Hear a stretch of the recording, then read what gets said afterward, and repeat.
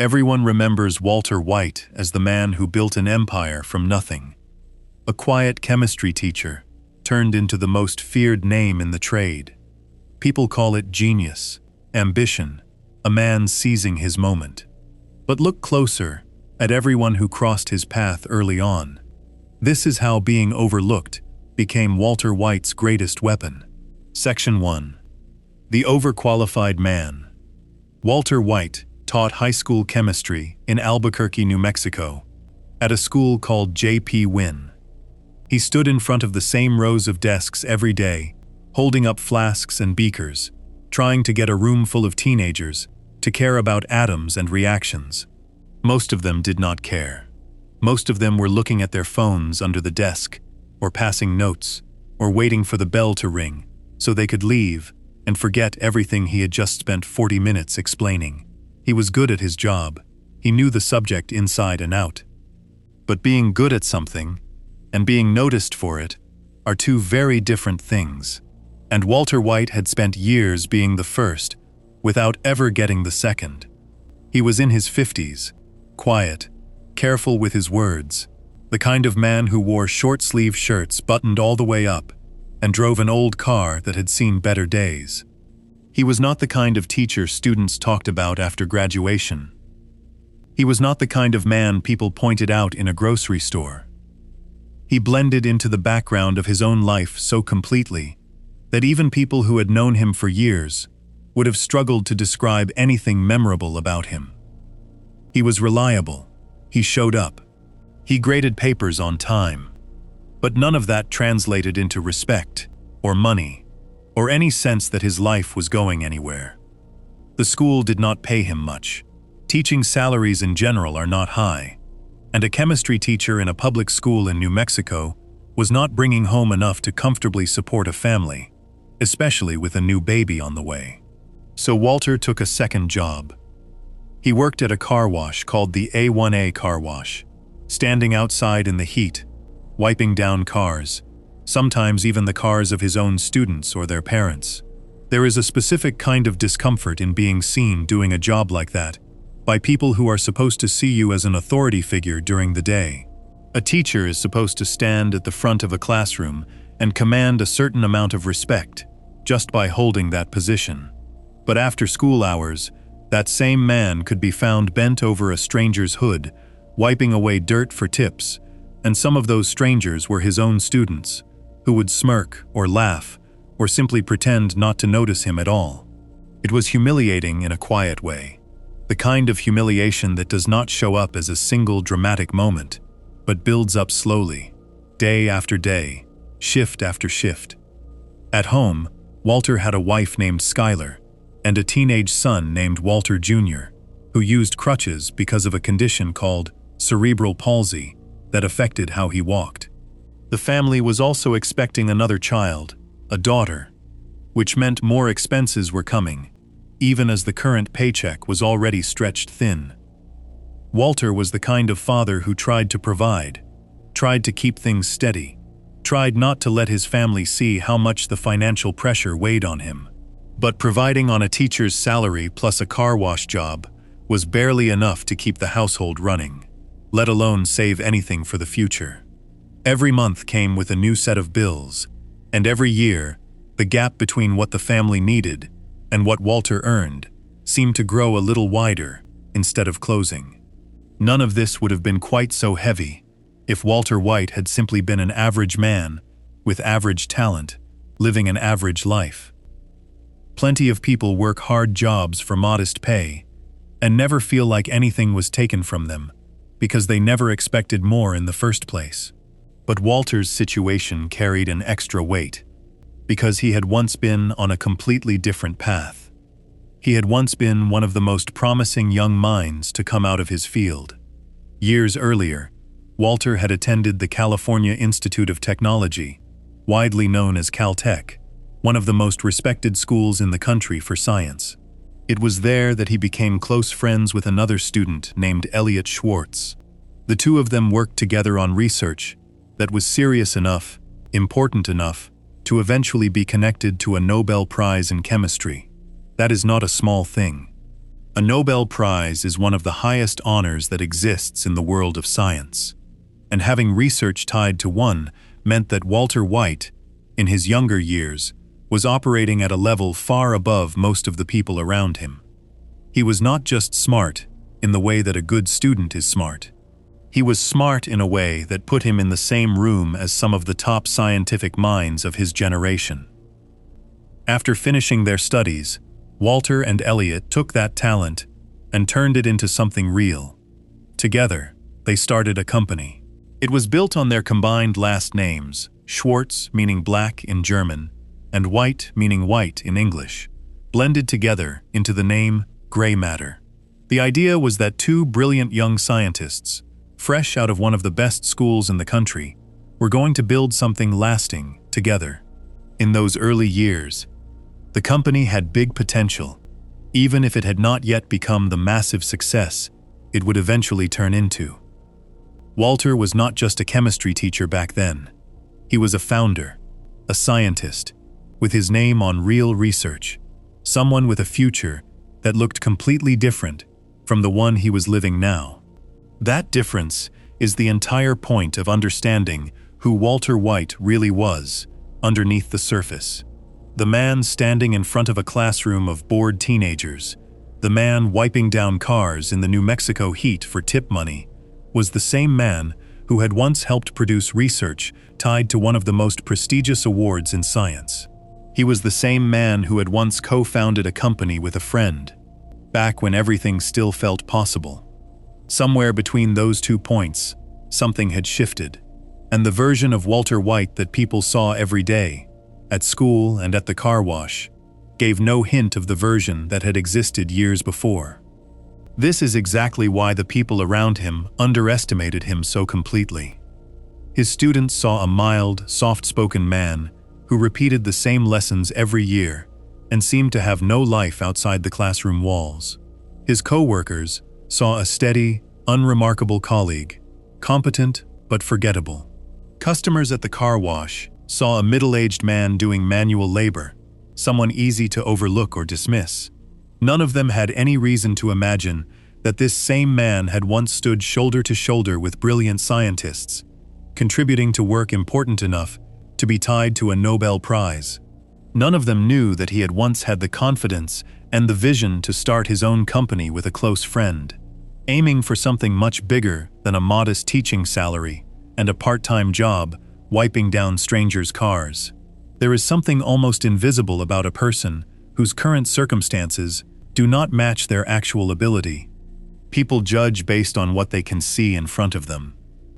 If a man is standing behind a counter, or teaching a low-level class, or scrubbing a windshield, most people will assume that is the full picture of who he is and what he is capable of. They will not stop to wonder what came before, what choices were made, what doors were once open that are now closed. Walter White lived inside that gap every single day. He knew exactly how far his current life was from what he had once been building, and he carried that knowledge quietly, without complaint, without drawing attention to it, because there was nothing to be gained from constantly reminding people of a past they had no interest in hearing about. It is worth pausing on just how unusual this kind of gap is. Most people who struggle financially or feel stuck in a job do not have a Nobel Prize-connected research history sitting behind them. Most people who feel overlooked were never actually operating at an elite level to begin with, so their frustration, while real, does not carry quite the same weight. Walter White's frustration was different, because it was rooted in something concrete and provable. He was not simply a man who felt he deserved more. He was a man who had, at one point, already proven he belonged among the best in his field, only to end up in a life that gave him none of the recognition, security, or reward that his earlier achievements should have led to. Part of what made this so hard to see from the outside was Walter's own personality. He was not a loud man. He did not walk into rooms demanding attention or reminding people of his accomplishments. He was careful, reserved, almost shy in certain settings. This kind of quiet nature made it even easier for people to underestimate him, because he gave them nothing to push back against that first impression. A different kind of person, someone louder or more confident in social situations, might have made sure that everyone around him knew exactly what he was capable of, constantly bringing up his past achievements as a way of demanding respect in the present. Walter did not do that. He absorbed the daily grind of his 2 jobs, the disrespect from students, the financial strain at home, and he rarely, if ever, said a word about the fact that his life could have looked completely different. There is also something to be said about how the school itself treated him. Teachers who are exceptional in their subject are not always recognized for it, especially in schools that are underfunded and overcrowded, where the daily grind of managing a classroom often takes priority over recognizing deep expertise. Walter's knowledge of chemistry went far beyond what a high school curriculum required. He understood processes and reactions at a level that most of his students, and likely even some of his fellow teachers, could not fully appreciate. But a public school classroom is not designed to showcase that kind of depth. It is designed to cover a set curriculum at a pace that works for the average student, which meant that Walter's true ability was constantly being underused, day after day, year after year. The car wash job made this contrast even sharper. There is nothing wrong with manual labor, and plenty of hardworking people spend their careers doing physical jobs without ever feeling like it diminishes them.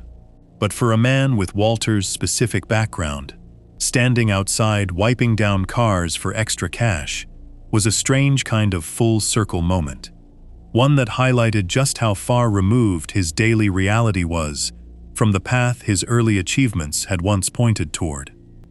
It was not that the job itself was beneath anyone. It was that the gap between what he had once done and what he was now doing, just to keep his family financially afloat, was so wide that it became impossible to ignore for anyone who actually knew the full story. And that full story is the key detail that almost nobody in Walter's daily life actually knew. His students did not know about Caltech. His coworkers likely had only a vague sense, if any, of his research background. The people whose cars he washed certainly had no idea they were being served by a man who had once helped produce Nobel Prize-connected work. This lack of awareness among the people around him is exactly why the underestimation ran so deep. It is one thing to be overlooked when there is nothing remarkable about your background to begin with. It is another thing entirely to be overlooked when you are quietly carrying an achievement that most people will never come close to in their entire lives. Financial pressure has a way of flattening a person's identity down to just their current job title and paycheck. When bills are due and a family is depending on that money coming in, it does not matter how impressive a person's past looks on paper. What matters is whether the checks clear and whether the lights stay on. Walter White understood this reality better than most because he was living directly inside of it. His family needed money. His daughter was on the way. His son's medical needs added extra costs, and none of his past accomplishments could be exchanged for cash to cover any of it. A Nobel Prize connection does not pay a mortgage on its own. A history of brilliant research does not automatically translate into a comfortable life if the person holding that history walked away from the company that could have made it happen. Before we move on, if you're enjoying this analysis, please consider subscribing. It helps the channel tremendously. This sets up an important question that hangs over everything that came before it. If Walter White was truly this capable, this talented, this connected to serious scientific achievement, why was he the one standing at a car wash instead of running a lab, publishing research, or living a life that matched his abilities? The answer to that question does not live in the classroom or the car wash. It lives further back, in a decision Walter made years earlier, involving the very company he helped build with his old friend Elliot, and the woman who once stood beside both of them in that story. Section 2. Gray Matter and the First Underestimation.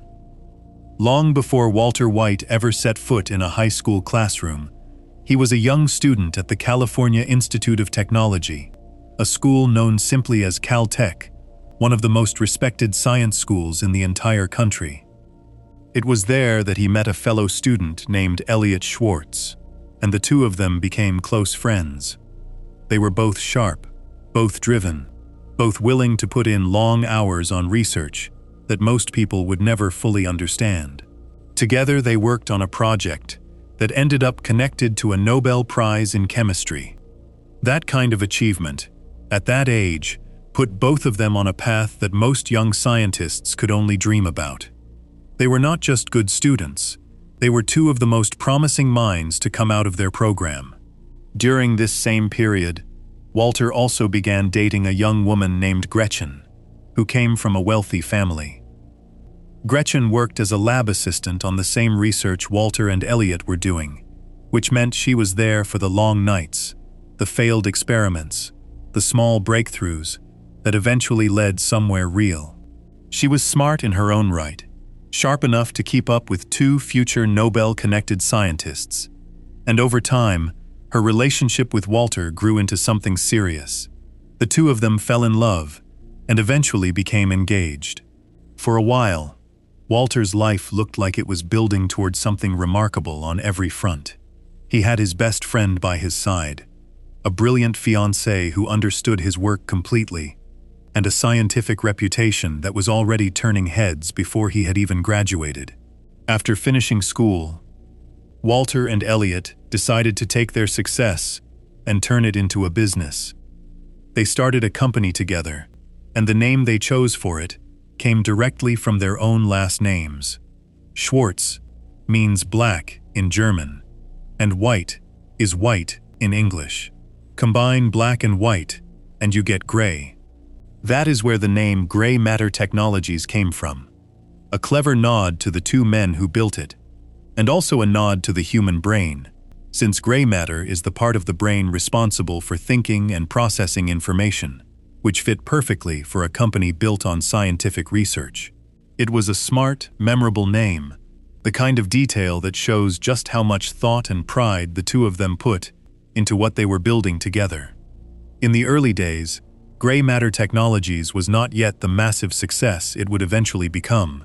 According to details Walter himself later shared, the company only had a few patents pending at that point, meaning it was still in its early stages, still trying to establish itself in a competitive field. This is an important detail because it shows that the company's future success was not guaranteed at the time Walter was involved with it. Nobody could have known for certain that gray matter would eventually grow into a business worth billions of dollars.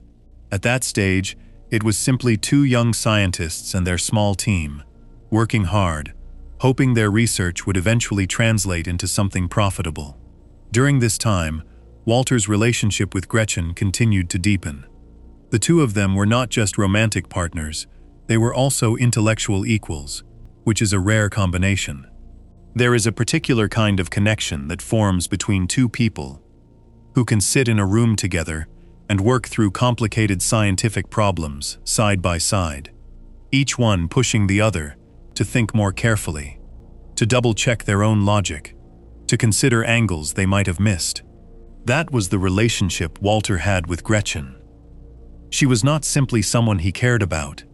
She was someone who understood exactly what he was building, someone who could stand shoulder to shoulder with him in that lab and hold her own.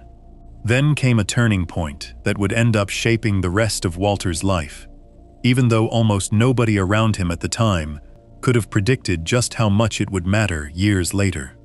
Gretchen invited Walter to spend time with her family over a holiday weekend. Her family was wealthy, established, comfortable in a world of financial security that Walter had never really experienced growing up. Being around that kind of wealth, seeing the ease and comfort that came with it, seems to have triggered something in Walter, a feeling of not measuring up, a sense that he did not belong in that world the way Gretchen did. According to comments later made by the show's creator, Vince Gilligan, this feeling of being lesser, of feeling inferior next to Gretchen's family and their status, played a major role in what Walter decided to do next. Rather than talk through those feelings, rather than give the relationship a chance to work through that discomfort, Walter made a sudden decision. He ended things with Gretchen abruptly, without giving her much of an explanation. One day they were engaged, deeply involved in both a romantic relationship and a shared business built on years of hard work, and then, seemingly out of nowhere, Walter walked away from her entirely. This was not a slow fade or a mutual decision reached after long conversations. It was sudden, and by most accounts, it left Gretchen confused and hurt, without a clear understanding of what had actually gone wrong between them. Leaving Gretchen created an obvious problem, since she was not just his former partner, she was also still connected to the company he had built with Elliot. Continuing to work closely with someone he had just abruptly broken up with, in the small and intense environment of a young research company, would have created constant tension. Rather than face that awkwardness every day, Walter decided the cleanest solution was to leave the company entirely. He sold his share of Gray Matter Technologies to Elliot. The amount he received for his portion of the company was $5,000. At the time, $5,000 was, in Walter's own words later on, a meaningful amount of money for him personally. It was not an insignificant number for a young man just starting out. But when placed next to what Gray Matter Technologies would eventually become, that number looks almost impossibly small. After Walter left, Elliot and Gretchen grew closer, eventually falling in love themselves. They got married, and together, they continued building the company that Walter had helped start. Over the years, under their leadership, Gray Matter Technologies grew into a massive success, eventually reaching a value in the billions of dollars. The very company that Walter had walked away from for $5,000 turned Elliot and Gretchen into multi-billionaires. This is where the weight of Walter's decision becomes almost impossible to ignore. He had co-founded the company. His name, his early research, his contributions during those first difficult years were part of the foundation that everything else was built on top of. Yet because of one impulsive choice, driven by feelings of insecurity around wealth and status, he gave up his stake in something that would go on to be worth more money than he could likely imagine at the time. He was not simply a minor employee who left a company that later happened to succeed without him. He was one of the two people whose names the company was literally built around, one half of the very word gray, and he walked away from it for a fraction of what it would eventually be worth. For years after that decision, Walter carried a quiet resentment about how things had turned out. He stayed on friendly terms with both Elliot and Gretchen on the surface, the kind of polite, distant friendliness that exists between people who used to be extremely close but have since drifted into completely different lives. But underneath that friendliness, Walter privately blamed the two of them for how things had gone. He felt that he had somehow been cut out of the success that followed, that his research and his early work had been taken advantage of without him receiving proper credit or reward. This feeling stuck with him for years, shaping the way he thought about his own life and about the two people who had once been his closest partners, both professionally and romantically. What makes this resentment particularly interesting is that it conveniently ignored one major detail. Walter was the one who chose to leave. Nobody forced him out. Nobody stole the company out from under him through some kind of trick or betrayal. He sold his own share, of his own free will, for a price he agreed to at the time. The circumstances that led to that decision, the insecurity around Gretchen's family, the discomfort of continuing to work closely with someone he had just broken up with, were entirely his own choices, made under his own reasoning. Yet over the years, in his own mind, the story shifted. Instead of remembering it as a decision he made, Walter began to remember it more as something that had been done to him, a wrong that Elliot and Gretchen were somehow responsible for, even though the facts of what actually happened point clearly back to his own choices. This kind of quiet, private resentment is worth paying close attention to, because it says a great deal about how Walter viewed his own place in the world. even before any of the major events of his later life took place. He had once stood at the edge of something huge, a company that would go on to be worth billions, built partly on his own scientific work. He had walked away from it because of insecurity, because of feelings he did not know how to handle in a healthy way. And rather than accepting responsibility for that choice, he slowly rewrote the story in his own mind, turning himself into the victim of circumstances rather than the person who made the decision in the first place. Meanwhile, Gray Matter Technologies continued to grow without him. Elliot and Gretchen expanded the business, took it in new directions, and turned it into one of the most successful research companies connected to Walter's own field. Every year that passed, the gap between what Walter's life actually looked like and what it could have looked like grew wider. He went from being a co-founder of a company on the edge of massive success to becoming, eventually, a high school chemistry teacher working a second job at a car wash just to keep his family financially stable. Elliot and Gretchen, meanwhile, were living the kind of life that comes with billions of dollars, running a company that carried Walter's own last name as part of its identity, a company he had helped build but no longer had any stake in. There is something almost painfully ironic about the name Gray Matter itself, when placed next to how Walter's story unfolded. Gray matter, in the human brain, is the part responsible for intelligence, for processing thought, for making decisions. Walter had plenty of that. He had the intelligence, the scientific ability, the sharp mind that had helped produce research tied to one of the highest honors in his field. What he lacked, at least in that one critical moment involving Gretchen and her family, was the ability to manage his own feelings of insecurity in a way that did not end up costing him everything he had built. His brain could handle complicated chemical reactions, but it could not seem to handle the discomfort of feeling less wealthy, less established, less secure than the woman he loved and her family. This single decision, made years before any of the events that would eventually turn Walter into someone people knew, ended up shaping the entire trajectory of his life. Had he stayed with Gretchen, had he remained a partner in Gray Matter Technologies through its growth into a billion-dollar company, his financial situation later on would have looked completely different. There would have been no need to worry about how to pay for expensive medical treatment. There would have been no need to take a second job at a car wash just to cover basic family expenses. The entire chain of events that followed, all of it, traces back in some way to a choice Walter made as a young man, driven by insecurity rather than by any kind of careful, long-term thinking.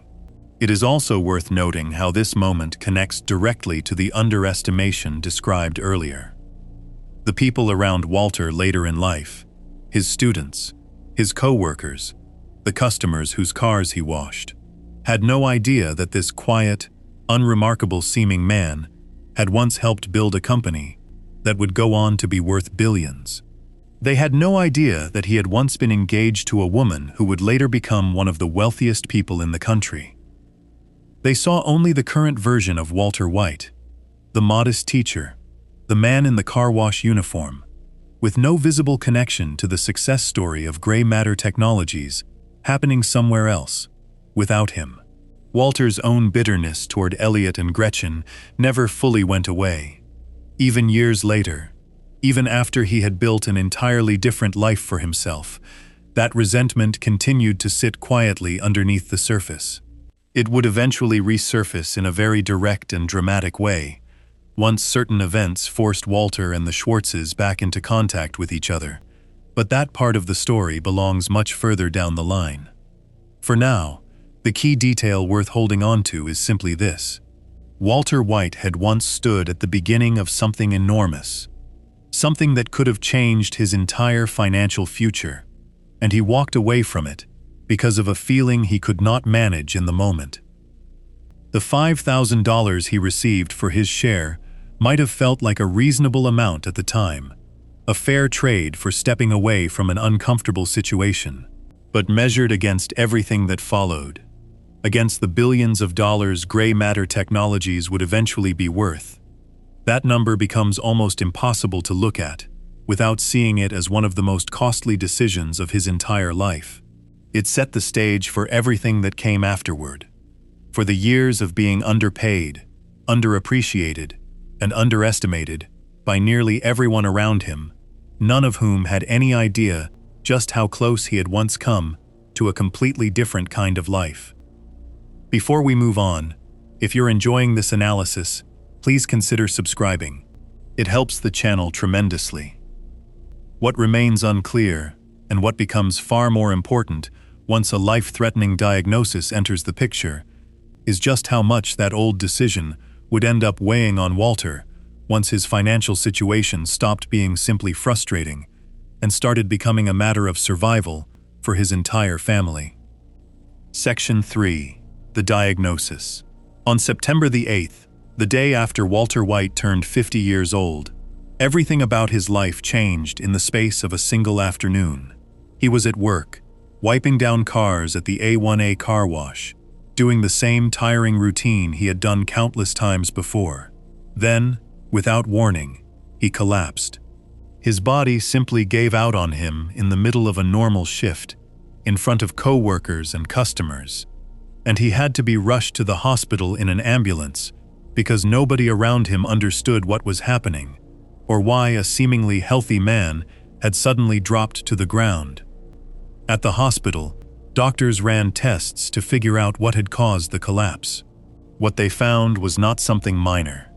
Walter was diagnosed with lung cancer, and not an early-stage version of it either.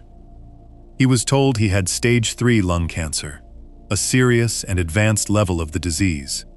Doctors explained that this kind of diagnosis, at this stage, usually comes with a limited amount of time left to live. It was the kind of news that changes a person instantly. The kind of moment where an entire life gets divided into two separate parts, before this day and after this day. There is something particularly cruel about the timing of it all. Walter had just turned 50 the day before. Turning 50 is often thought of as a milestone, a point where a person looks back at everything they have built so far and starts thinking seriously about the years still ahead of them. Maybe retirement, maybe watching children grow into adults, maybe finally having a little more breathing room after decades of working hard. Instead, the very next day, Walter was told that his future had likely just been cut short in a serious way. Whatever plans he might have quietly been holding on to for those coming years, whatever hopes he had for slowing down eventually, or enjoying some kind of stability later in life, all of that was suddenly thrown into serious doubt. The news did not just affect Walter. It landed on his entire family at once. His wife Skylar was pregnant at the time, expecting their second child, a daughter who would later be named Holly. This meant that at the exact moment Walter was told he might not have much time left, his family was also preparing to grow larger, not smaller. A new baby was coming, which meant new expenses, more sleepless nights, more responsibility, all arriving at the very same time that Walter's ability to work and provide for that family was suddenly in serious question. Instead of preparing for a new baby with excitement and simple logistics, the family now had to think about how to prepare for a new baby while also preparing for the possibility that the father of that baby might not survive long enough to see her grow up. Then there was Walter Jr., the couple's teenage son, who lived with a physical condition called cerebral palsy that affected his muscle control and his ability to walk without assistance. He used crutches to get around, and like many people with that kind of condition, his day-to-day life came with additional needs and additional costs that a family without that situation would not have to think about. Walter Jr. was a teenager, at an age where he was old enough to understand exactly what a serious cancer diagnosis meant, old enough to be frightened by it in a way a much younger child might not fully grasp.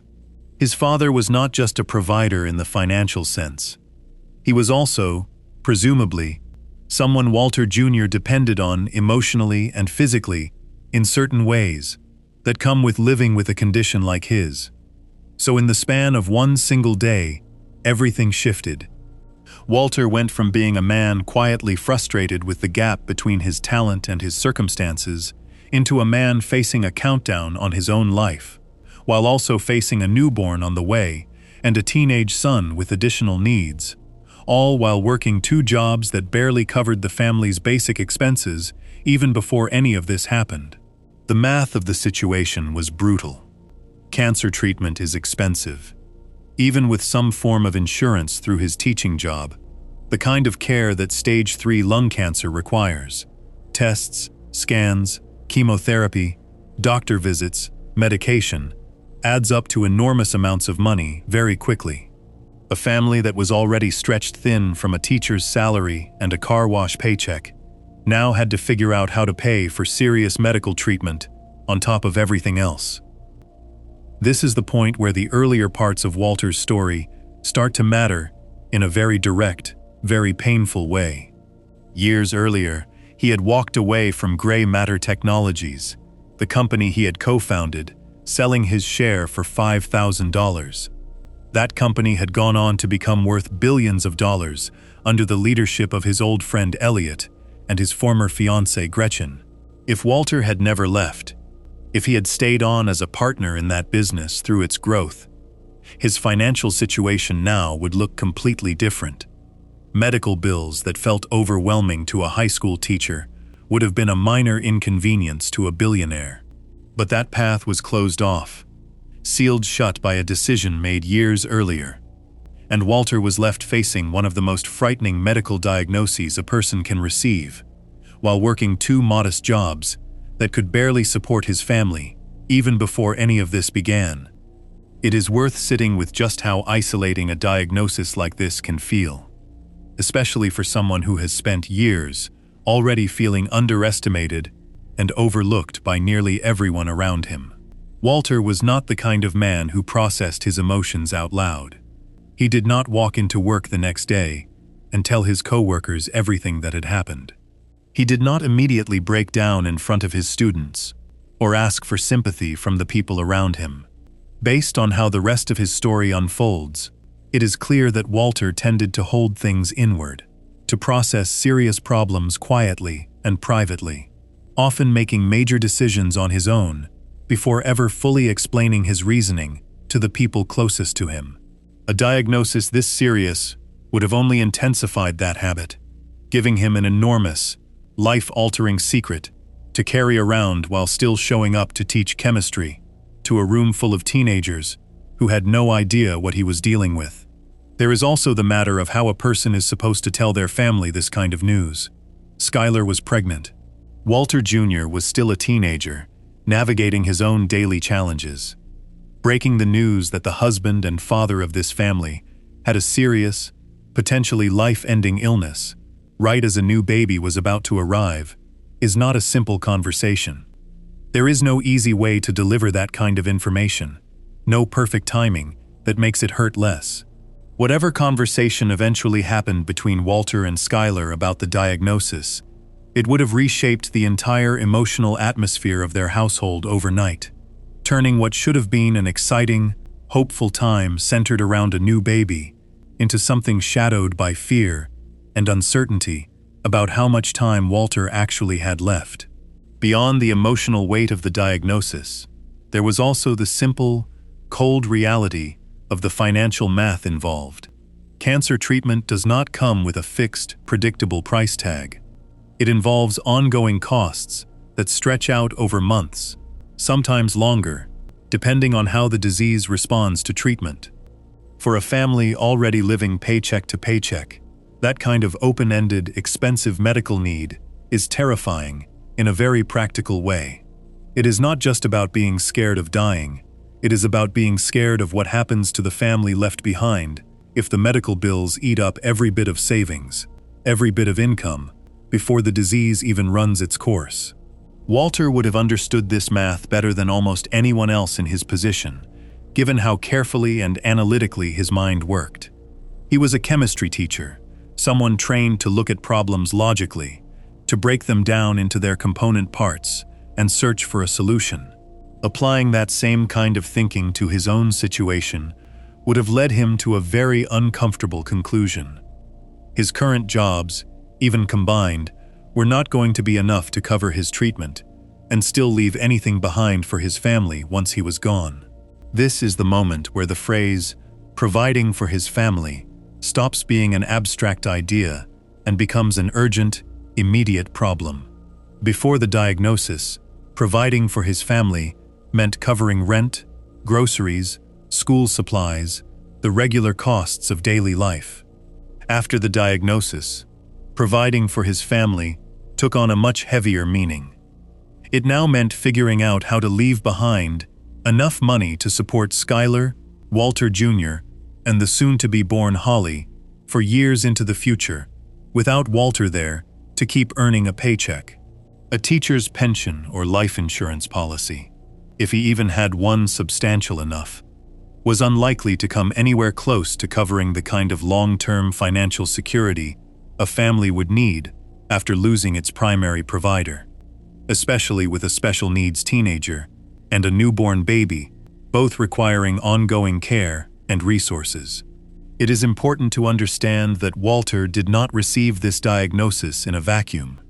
He received it while already carrying years of quiet resentment about the life he could have had if things had gone differently with gray matter technologies. He received it while working 2 jobs that already left him exhausted and underappreciated. He received it while watching his old business partner and former fiancé living a life of extreme wealth that could have, under different circumstances, been partly his own. All of that background context makes the diagnosis land even harder, because it was not simply bad news happening to an average person living an average life. It was bad news happening to a man who had once stood at the edge of a completely different future. A future with more than enough resources to handle a medical crisis like this without a second thought, and who now had to face the exact same crisis from a position of financial vulnerability instead.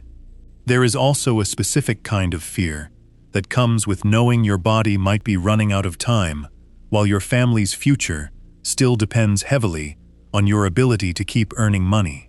Most people facing a serious illness can, at the very least, focus entirely on their own health and survival.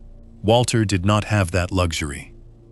Even in the middle of facing his own mortality, he still had to think about paychecks, insurance costs, and how to stretch an already tight budget even further to cover mounting medical expenses. The disease itself was frightening enough on its own.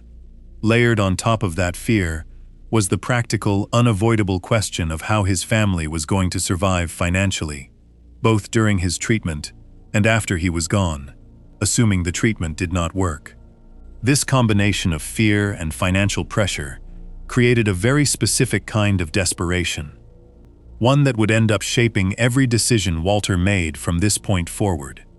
He was not simply a man afraid of dying, he was a man afraid of dying broke, leaving behind a wife with a newborn and a teenage son with additional needs, without enough money to give them any real security. That specific fear, tied directly to money and family survival, rather than simply fear of death itself, becomes one of the most important threads running through everything that happens next in his story. It is also worth noting how alone Walter seemed to be in processing all of this. He had a wife, a son, extended family, including his brother-in-law Hank, who worked as a DEA agent. And yet nothing about how this situation unfolded suggests that Walter turned to any of them for real emotional support in working through the diagnosis. Instead, based on how his story continues to develop, it becomes clear that Walter began quietly turning the problem over in his own mind, searching for solutions on his own terms, using the one skill set he had spent decades mastering but never fully getting credit for, his deep, expert-level understanding of chemistry. This is the specific point where 2 very different threads of Walter's life start to intersect in a way that would end up defining the rest of his story.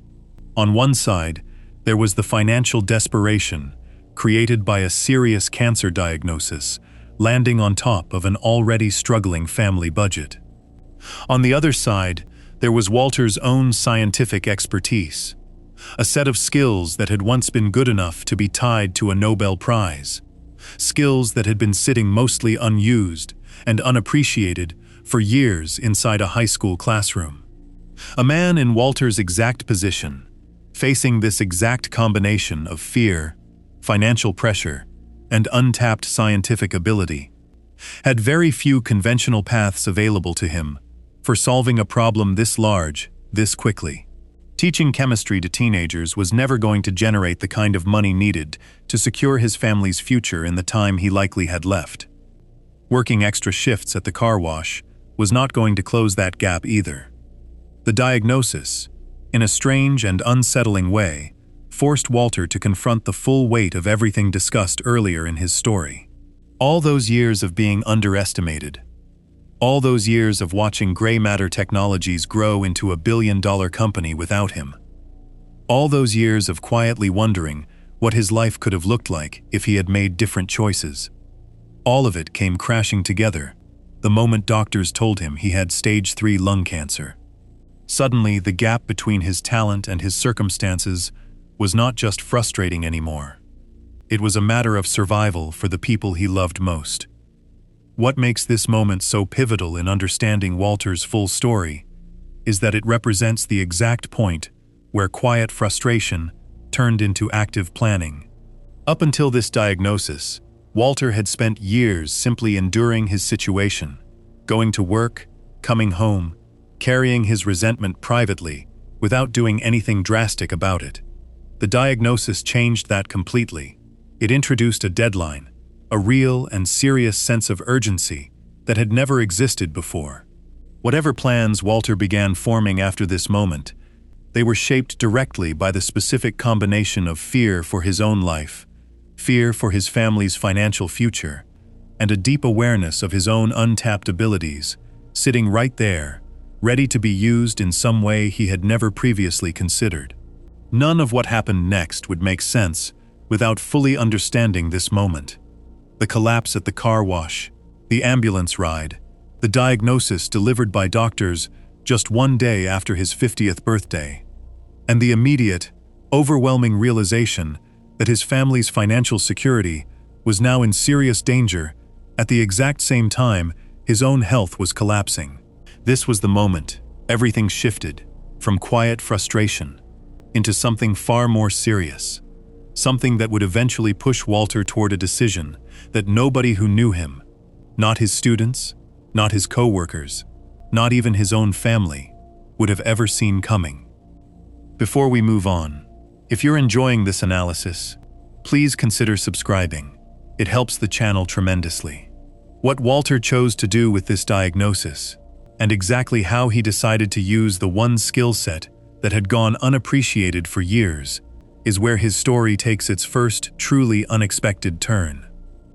Section 4. The First Cook. Walter White did not go looking for a criminal life in some dramatic, obvious way. It started with something much smaller and much stranger, a moment of pure coincidence that ended up changing the direction of his entire future. Not long after receiving his cancer diagnosis, Walter was watching the news with his brother-in-law, Hank, who worked as an agent for the DEA, the government agency responsible for handling drug-related crimes across the country. Hank was talking about a recent drug bust his team had carried out, a raid on a meth lab that had been running in the area. As Hank described the operation, footage from the raid played on the screen, showing agents moving in on the property, while people connected to the lab tried to escape. In that footage, for just a brief moment, Walter recognized someone. It was one of his former chemistry students, a young man named Jesse Pinkman, seen jumping out of a window and running from the scene as agents closed in on the building. Walter had taught Jesse years earlier in his high school chemistry class, and seeing him connected to a drug bust on the evening news was the kind of jarring, unexpected sight that most people would have simply been shocked by and then moved on from. But Walter's mind did not work that way. Instead of just being surprised, he started thinking, quietly and carefully, about what this meant and how it connected to the enormous problem he was already facing in his own life. Walter had recently learned that his body was fighting a serious, advanced stage of lung cancer. He had also spent years quietly aware of his own scientific ability, an ability that had once been good enough to be tied to research connected to a Nobel Prize, yet had gone almost completely unused and unrewarded for most of his adult life.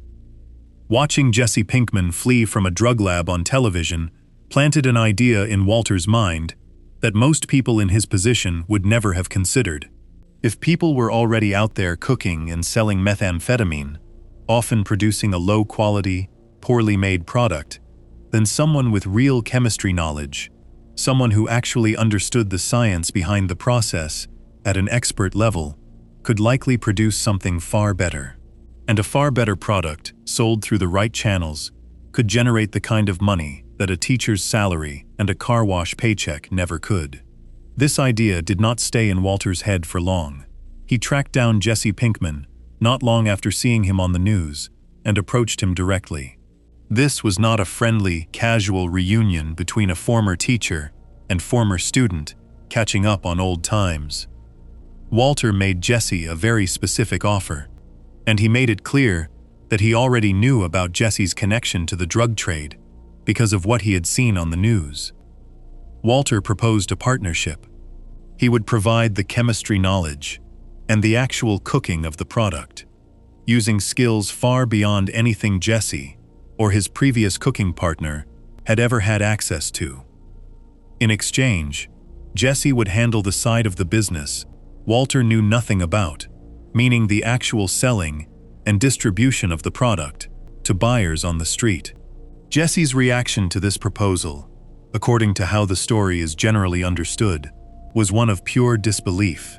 Here was his old high school chemistry teacher, a man Jesse remembered as quiet, strict, and completely unremarkable, suddenly showing up and proposing they team up to cook and sell methamphetamine together. It did not match anything Jesse thought he knew about Walter White. But Walter was serious, and he made it clear that this was not simply a suggestion Jesse could brush off. Given what Walter already knew about Jesse's activities, and given how desperate Walter's own situation had become, he was not willing to just walk away and pretend he had never seen that news footage. Eventually, the two of them agreed to work together, though the earliest stages of that partnership were rocky, filled with tension and mutual distrust. Jesse could not fully understand why his old chemistry teacher, someone who had spent years as a completely law-abiding member of the community, was suddenly willing to jump into something as dangerous and illegal as producing methamphetamine. Walter, for his part, had to adjust to working with someone from a completely different world, someone who had experience with the drug trade that Walter himself did not have, despite Walter being the one with the actual scientific expertise that would make their product stand out. Once the partnership was set, the two of them needed a place to actually produce the product, somewhere far enough away from prying eyes that they would not immediately be caught. The solution they landed on was an old recreational vehicle, commonly known as an RV, the kind of vehicle families sometimes use for road trips and camping. Jesse acquired one, and the inside of it was converted into a mobile lab, equipped with the basic tools and equipment Walter would need to actually carry out the cooking process. This RV became their base of operations, and the two of them would drive it out into the open desert areas surrounding Albuquerque, New Mexico, far from any houses or businesses, where the sound and smell of what they were doing would not draw attention from anyone nearby. The choice of location says a great deal about how carefully this operation had to be planned, even in its very earliest stages. New Mexico has large stretches of empty desert land, and by driving out into these remote areas, Walter and Jesse could work without worrying about neighbors noticing strange smells or unusual activity. It was isolated, quiet, and far enough removed from any populated area that they could operate with a reasonable amount of privacy, at least for those first initial cooks. The RV itself was not glamorous. It was an old, somewhat run-down vehicle, chosen not for comfort, but for practicality, since it gave them a mobile space they could drive to different remote locations, rather than being tied to one single fixed building that might eventually draw suspicion. Once they were set up in the desert, Walter began the actual process of cooking the product, using his chemistry background. This is the exact moment where all of that unused, unappreciated expertise from years of teaching finally had a direct, practical application. Walter was not working from some rough, half-understood recipe, the way many low-level cooks in the drug trade typically did. He was applying real, deep scientific understanding to the process, adjusting and refining it with a level of precision that came directly from years of studying and teaching chemistry at an advanced level. This was, in a strange way, the first time in a very long time that Walter's true abilities were actually being put to full use, even though the application of those abilities was something no one, least of all his own family, would have ever imagined or approved of. The results of that very first cook turned out to be extraordinary compared to what was typically available in the local market. The product Walter produced was of an unusually high level of purity, meaning it was made correctly and carefully enough that it stood far above the quality most buyers in the area were used to seeing. This was not a coincidence or a stroke of luck. It was the direct result of Walter's expertise being applied to a process that most people cooking and selling this kind of product simply did not understand at the same depth he did. Jesse himself, along with the buyers who eventually got their hands on this first batch, recognized almost immediately that something about this product was different from anything they had encountered before. This immediate, obvious difference in quality created both an opportunity and a problem. On one hand, a superior product meant Walter and Jesse could potentially earn far more money than typical sellers in the area, since buyers were willing to pay more for something that stood out as clearly better made. On the other hand, standing out in a market like this one carries its own risks. A product this different, this noticeably superior, was bound to attract attention, both from buyers eager to get more of it and from other people already operating in that same market who might not appreciate two newcomers suddenly producing something better than anything they had access to before. Selling this first batch required going through the existing connections Jesse already had from his time working in the drug trade before Walter got involved. Jesse had previously worked with a cooking partner before their earlier operation ended in the raid Walter had seen on the news, and through that history, Jesse still had contacts who were involved in buying and distributing product locally. It was through these existing connections that the first batch Walter cooked eventually made its way out into the local market, sold to buyers who quickly took notice of just how different and how much better this new product actually was. There is something worth pausing on here, in terms of just how strange this entire situation actually was, even from a purely practical standpoint. A 50-year-old high school chemistry teacher, someone who had spent years being underestimated by nearly everyone around him, someone who had walked away from a stake in a company now worth billions, someone recently diagnosed with a serious, likely fatal illness, was now standing inside an old RV parked in the middle of the New Mexico desert, using his years of scientific training to produce methamphetamine alongside a former student he barely knew as an adult. Nothing about this scenario matched the quiet, reserved, law-abiding life Walter had lived up until this point. Yet here he was, applying the exact same careful, methodical thinking that had once made him good enough to be tied to Nobel Prize-connected research, now toward an entirely different and far more dangerous purpose. Part of what made this decision possible, at least in Walter's own mind, was the specific financial motivation driving it. This was not framed, at least initially, as some kind of desire for power or thrill-seeking excitement. Walter's stated reasoning, based on everything known about how this decision unfolded, centered entirely around money, specifically enough money to cover his medical treatment and to leave something substantial behind for his family once he was gone. In his mind, this was a temporary, practical solution to an urgent problem, not the beginning of some larger criminal career. He needed a certain amount of money in a short amount of time, and this was the fastest, most direct way he could think of to generate that money, using the one skill set he actually possessed at an expert level. Of course, entering the drug trade, even with the most carefully reasoned justification, comes with risks that go far beyond simple financial calculations. The world Jesse had previously been operating in was not a safe, controlled environment.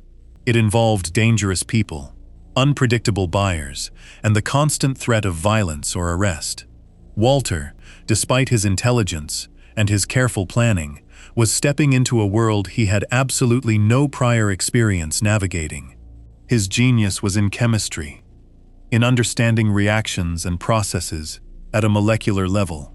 It was not in understanding the unwritten rules and dangers of the drug trade, an entirely different kind of expertise that Jesse, despite his younger age and far less formal education, actually possessed in ways Walter did not. This mismatch between Walter's scientific brilliance and his complete lack of street-level experience created an uneasy balance in their early partnership. Walter brought the actual technical skill that made their product stand out, while Jesse brought the practical knowledge of how to move that product through the existing networks of buyers and dealers already operating in the area. Neither one of them could have pulled this off entirely on their own. Walter alone would not have known how to connect with buyers or navigate the dangers of that world. Jesse alone would not have been able to produce a product significantly better than anything else already available.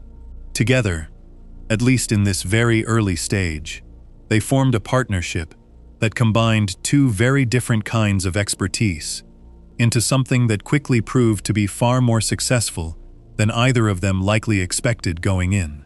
It is also worth noting just how quickly this entire situation escalated, from Walter simply watching a news report about a drug raid to Walter actively cooking and selling methamphetamine in the middle of the desert. There was very little time spent deliberating, weighing options, or slowly working up to this decision. Once Walter connected the idea in his mind, seeing Jesse on the news, remembering his own untapped chemistry skills, and feeling the enormous financial pressure of his recent diagnosis, he moved forward with striking speed. This was not the behavior of a man cautiously testing the waters.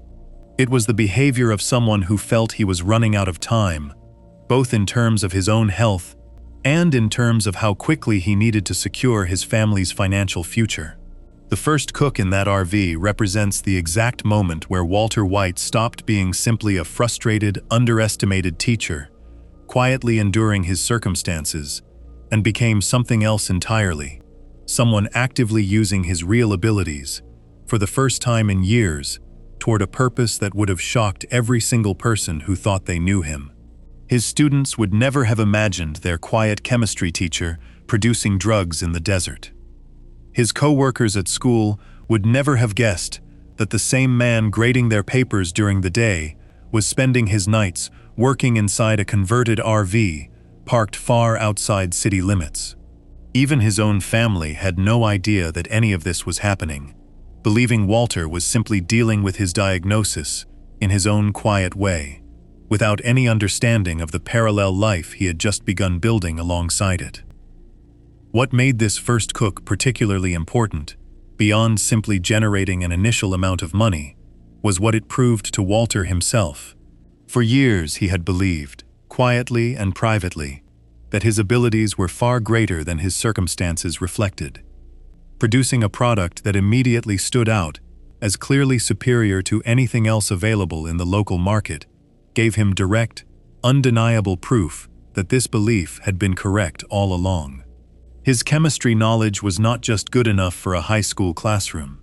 It was good enough to produce something that impressed even the buyers and dealers already deeply familiar with what was typically available. In a strange, backward kind of way, this first successful cook became the first real validation Walter had received for his abilities in a very long time, even though the context in which that validation arrived was something no reasonable person would have wished for him. This success, however, did not come without immediate complications.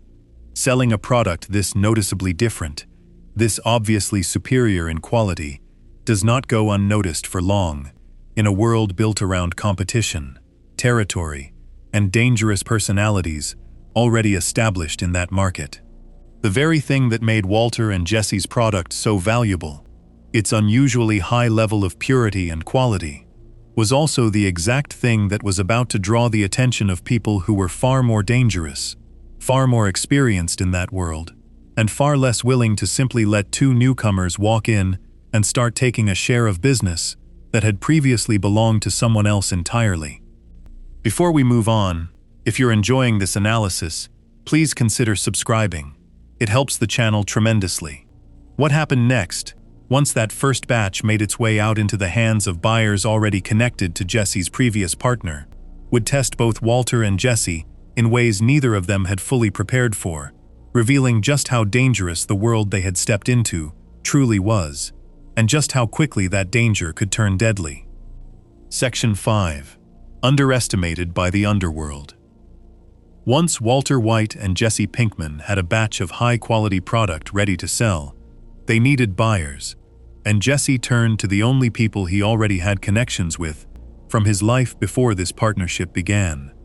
Two of those connections were a man named Emilio and another man known as Crazy 8, both of whom had worked with Jesse in some capacity prior to Walter entering the picture.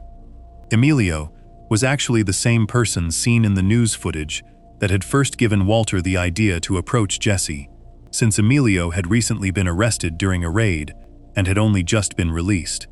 Jesse arranged a meeting so the two of them could sell their first batch to Emilio and Crazy 8.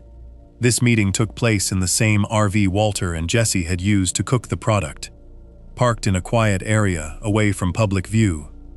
What should have been a simple transaction, product exchanged for money, quickly turned into something far more dangerous. Emilio recognized right away that something was different about this situation. He knew Jesse had previously worked with a different cooking partner, one who had since been arrested, and he also began to realize that Walter, a man he did not know, was somehow connected to a product far better than anything Jesse had ever produced with his old partner. Rather than simply agreeing to buy the product and move on, Emilio and Crazy 8 decided instead to rob and threaten Walter and Jesse, planning to take the product without paying for it, and possibly to harm both of them in the process. This was the first time Walter came face to face with the real, physical danger of the world he had chosen to enter. Up until this point, everything about his decision to start cooking had existed mostly in his own head, a calculated response to a financial and medical crisis, something he had reasoned through carefully as a kind of practical solution. Sitting inside that RV with two armed men who had every intention of hurting him, Walter suddenly had to confront the fact that this world operated by a completely different set of rules than the one he was used to. There was no classroom here, no lesson plan, no orderly process to follow. There were only two dangerous men who saw him as an easy target, someone they could rob, or worse, without much resistance. This is exactly the moment where the underestimation that had followed Walter for most of his life became something that worked in his favor for the first time. Emilio and Crazy 8 looked at Walter and saw a middle-aged, unassuming man, someone who did not appear to pose any real threat to two younger, more physically capable men already involved in a dangerous line of work. They had no reason to believe that this quiet stranger, sitting across from them, had anything close to the knowledge or the willingness to fight back in a serious way. Their entire plan to rob and threaten Walter and Jesse was built on the assumption that Walter was simply a helpless target, easy to intimidate, easy to overpower. That assumption turned out to be a serious mistake. Rather than freezing up or simply handing over the product as demanded, Walter used the very expertise that had made his product so valuable in the first place. his deep understanding of chemistry, as a way to fight back. He created a dangerous gas inside the enclosed space of the RV, a substance capable of causing serious harm to anyone who breathed it in. Because the RV was a small, sealed space, releasing this gas quickly overwhelmed both Emilio and Crazy 8. The result was devastating and immediate. Emilio was killed by the gas, and Crazy 8 was left seriously injured but still alive, no longer able to carry out whatever plan he and Emilio had originally intended. What followed this encounter forced Walter into territory he had never previously had to consider, even in his most difficult days as a struggling teacher. He now had a body that needed to be dealt with, along with an injured man who was still alive and still a serious threat if left free to act. Walter, drawing once again on his scientific knowledge, understood that a strong enough acid could be used to break down human remains, and he had Jesse purchase a powerful chemical for this exact purpose. The process of using it did not go as smoothly or cleanly as Walter had expected, leading to significant, disturbing damage to the property where it was carried out. This portion of the story remains one of the clearest, most direct examples of how far Walter was willing to go, even in these very early stages, to protect himself and to cover up what had happened inside that RV. Crazy 8, still alive after the incident, presented a different kind of problem entirely. Unlike Emilio, he was not dead, which meant Walter and Jesse now had a decision to make about what to do with someone who had witnessed everything and who had every reason to want revenge if he were simply released. They held Crazy 8 captive, tied up in Jesse's basement, while Walter wrestled internally with what to do next. This was not a decision Walter approached lightly. Based on how this period of his life is generally understood, he spent a significant amount of time debating with himself, going back and forth over whether he was capable of taking another person's life directly, especially someone who was currently restrained and not actively attacking him in that moment. During this period of captivity, Walter even brought Crazy 8 food and attempted, in his own way, to understand him a little better, perhaps searching for some kind of justification for either letting him go or ending his life. This hesitation reveals something important about who Walter still was at this early stage of his transformation. He was not yet the kind of person who could make a decision like this, quickly or coldly. He agonized over it, clearly uncomfortable with the idea of killing someone in cold blood, even though the circumstances surrounding this entire situation had already spiraled dramatically beyond anything he had originally planned for when he first approached Jesse with his proposal. Eventually, the decision was made for him in a more direct way. Crazy 8, still restrained but not as securely as Walter believed, attacked him using a broken piece of a plate that Walter himself had accidentally left within his reach. In that moment of direct physical danger, with Crazy 8 actively trying to kill him, Walter fought back and ended up killing him in the process. This was different from the earlier deaths caused by the gas in the RV, since a gas that fills an enclosed space affects everyone inside it without requiring a direct, personal act of violence. This time, it was different. Walter was forced into a direct physical confrontation, one where the immediate choice was either fight back or be killed himself. This entire sequence of events, from the first meeting inside the RV to the eventual death of Crazy 8 in Jesse's basement, represents an enormous, rapid escalation in what Walter's new life actually involved. Only a short time earlier, he had simply been a chemistry teacher, hoping to earn some extra money to cover medical bills and secure his family's future. Within a very short window of time, he had already been involved in 2 deaths, had used his scientific knowledge to both attack and cover up evidence, and had been forced to personally decide whether or not he was capable of taking another person's life.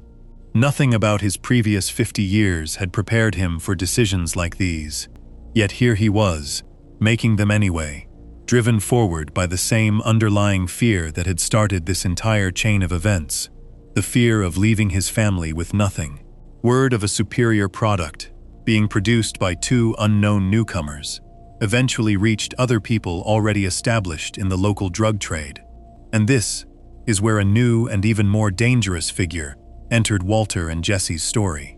A man named Tuco Salamanca, connected to a larger and more organized criminal network known as the Salamanca family, became interested in the product Walter and Jesse were producing.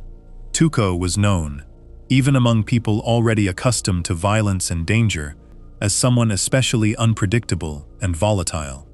He had a well-established reputation for reacting to situations with sudden, extreme violence, often triggered by things that seemed minor or insignificant to anyone observing from the outside.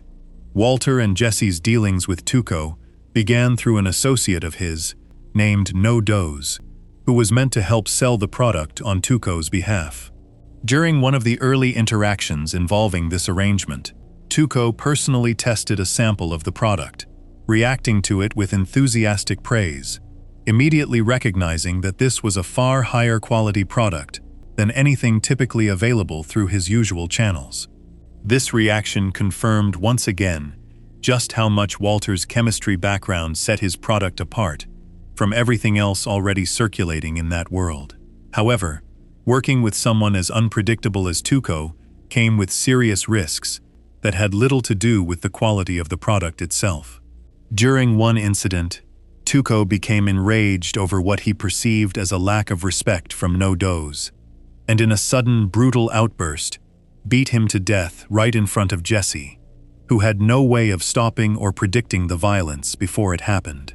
This moment served as a brutal, direct demonstration of exactly what kind of person Tuco was, someone whose moods could shift instantly from calm to lethal, without warning and without any real reasoning that made sense to the people around him. Despite this display of extreme, unpredictable violence, Walter and Jesse continued their business dealings with Tuco, since he represented access to a much larger distribution network than either of them had access to on their own. This decision reflects just how deeply Walter had already committed to this path by this point. Continuing to work with someone who had just killed a man over a minor insult in plain view of Jesse was an enormous risk, yet the financial pressure driving Walter's original decision to start cooking in the first place had not gone away. If anything, the stakes had only grown higher, since Walter was now not just trying to earn money, but also trying to survive the increasingly dangerous world he had entered. Tensions with Tuco eventually reached a breaking point when he assaulted Jesse and stole product from him without paying, treating the entire arrangement with the same casual disregard he showed toward almost everyone around him. This left Walter in a difficult position. He needed the money Tuco owed them, yet confronting someone with Tuco's reputation for sudden violence carried an obvious, serious risk. Rather than backing down or simply accepting the loss, Walter chose instead to confront Tuco directly, relying once again on his scientific knowledge as a form of leverage rather than physical strength or intimidation in the traditional sense. Walter brought a substance to this confrontation that he presented as an extremely small but dangerous amount of a completely different chemical, not the same product they had been selling. To demonstrate how seriously this substance needed to be taken, Walter threw a small piece of it onto the ground inside Tuco's office, causing a sudden, violent explosion that shattered windows and visibly shook the entire room. This was not something typically seen in negotiations within this world. A small, aging chemistry teacher using a controlled scientific demonstration to make a point that raw physical threats usually accomplished through violence or weapons. The message was clear, even without Walter saying much at all.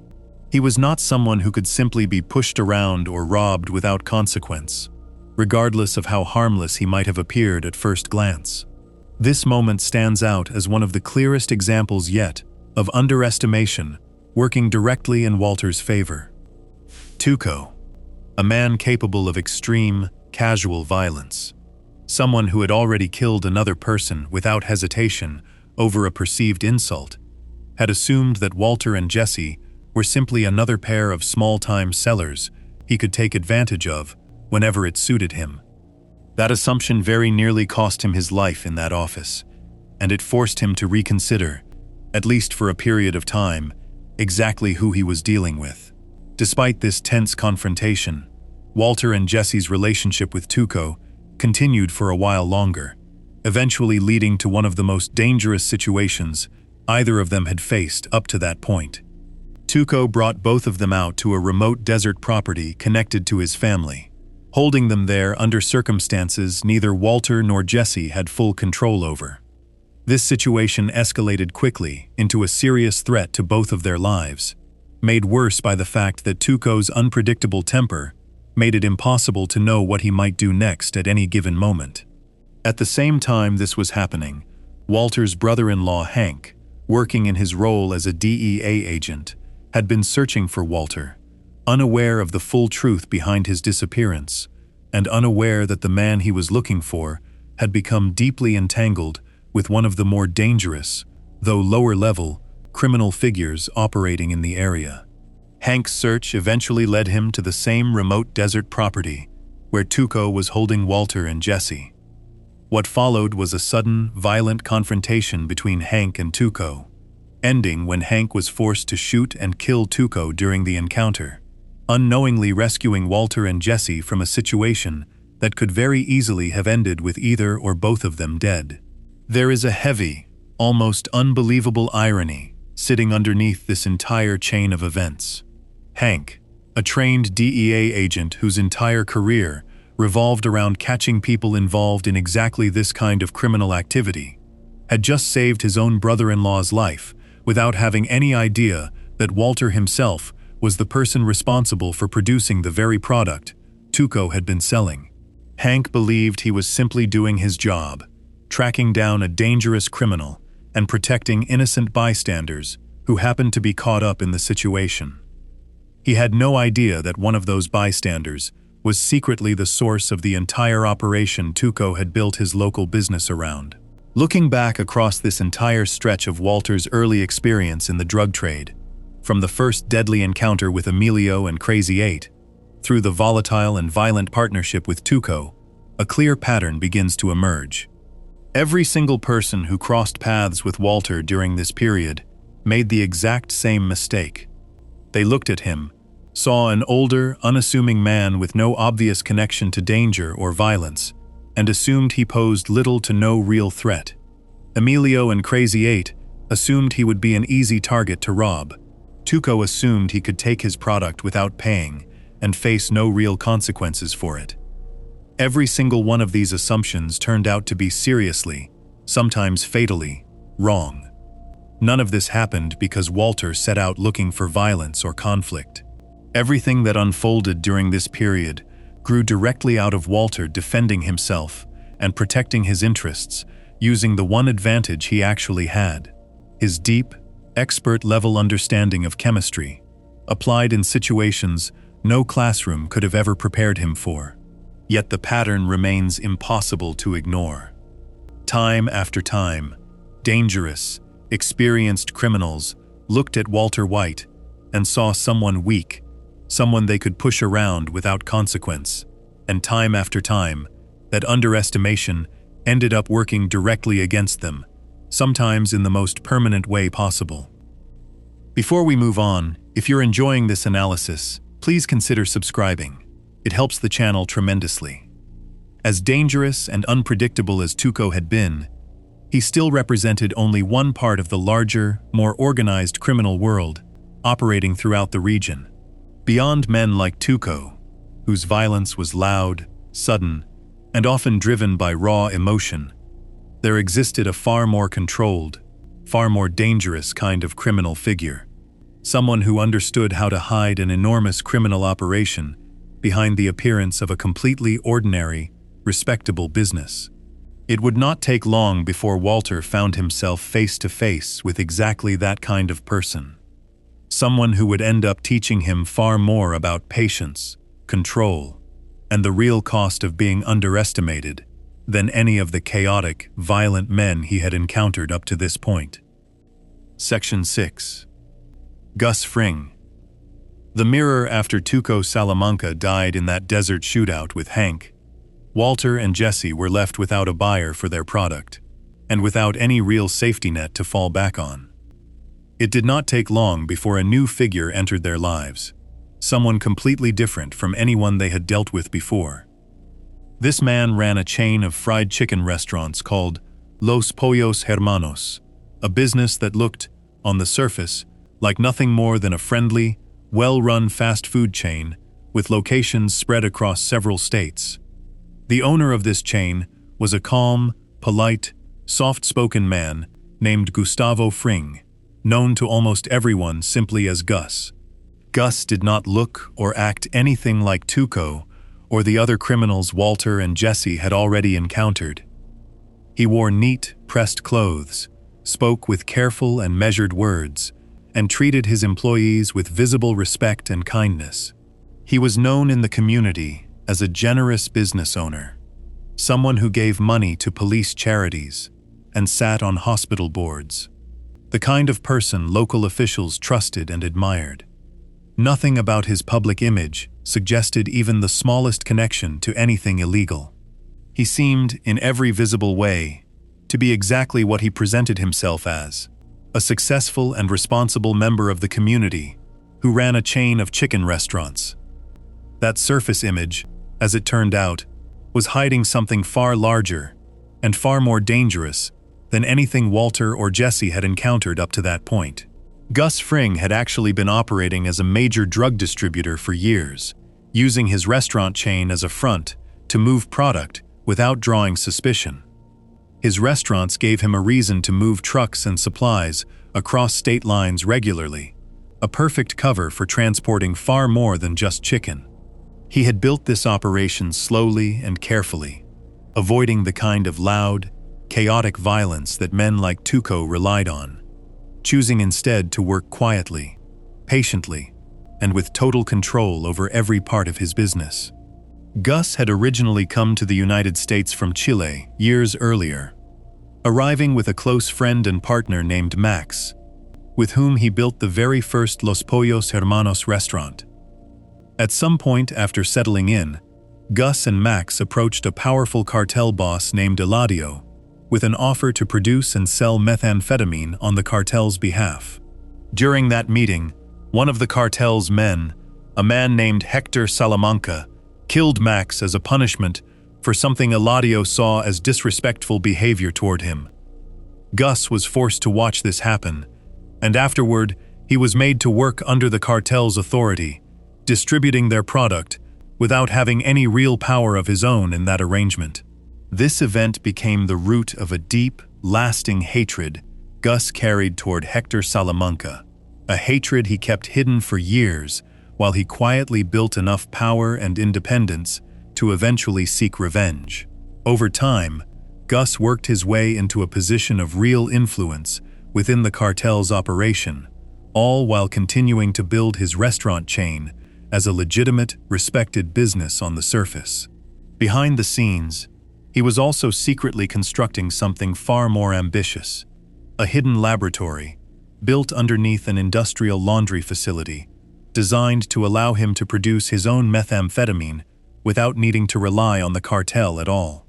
This lab, often referred to simply as the Super Lab, represented years of careful planning, patience, and enormous financial investment, all done quietly enough that almost nobody outside a very small circle had any idea it existed.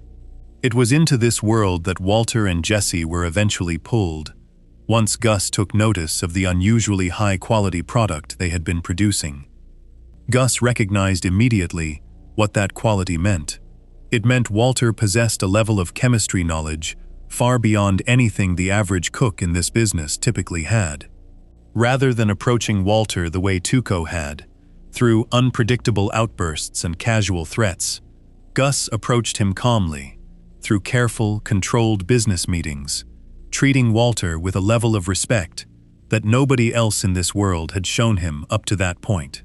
Gus eventually brought Walter into his operation directly, offering him the use of the super lab and a far larger, more organized production and distribution system than anything Walter and Jesse had built on their own. This arrangement gave Walter access to better equipment, a safer working environment, and a much larger and more reliable stream of income. In exchange, Gus expected discipline, loyalty, and a level of professionalism that matched his own carefully controlled way of doing business.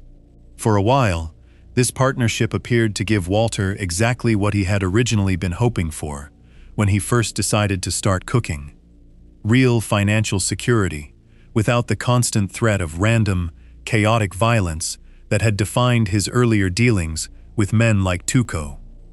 However, underneath Gus's calm exterior was someone every bit as dangerous, and in some ways far more dangerous, than any of the loud, unpredictable criminals Walter had already encountered. Gus was capable of extreme violence when he felt it was necessary, but unlike Tuco, he never acted out of raw emotion or sudden anger.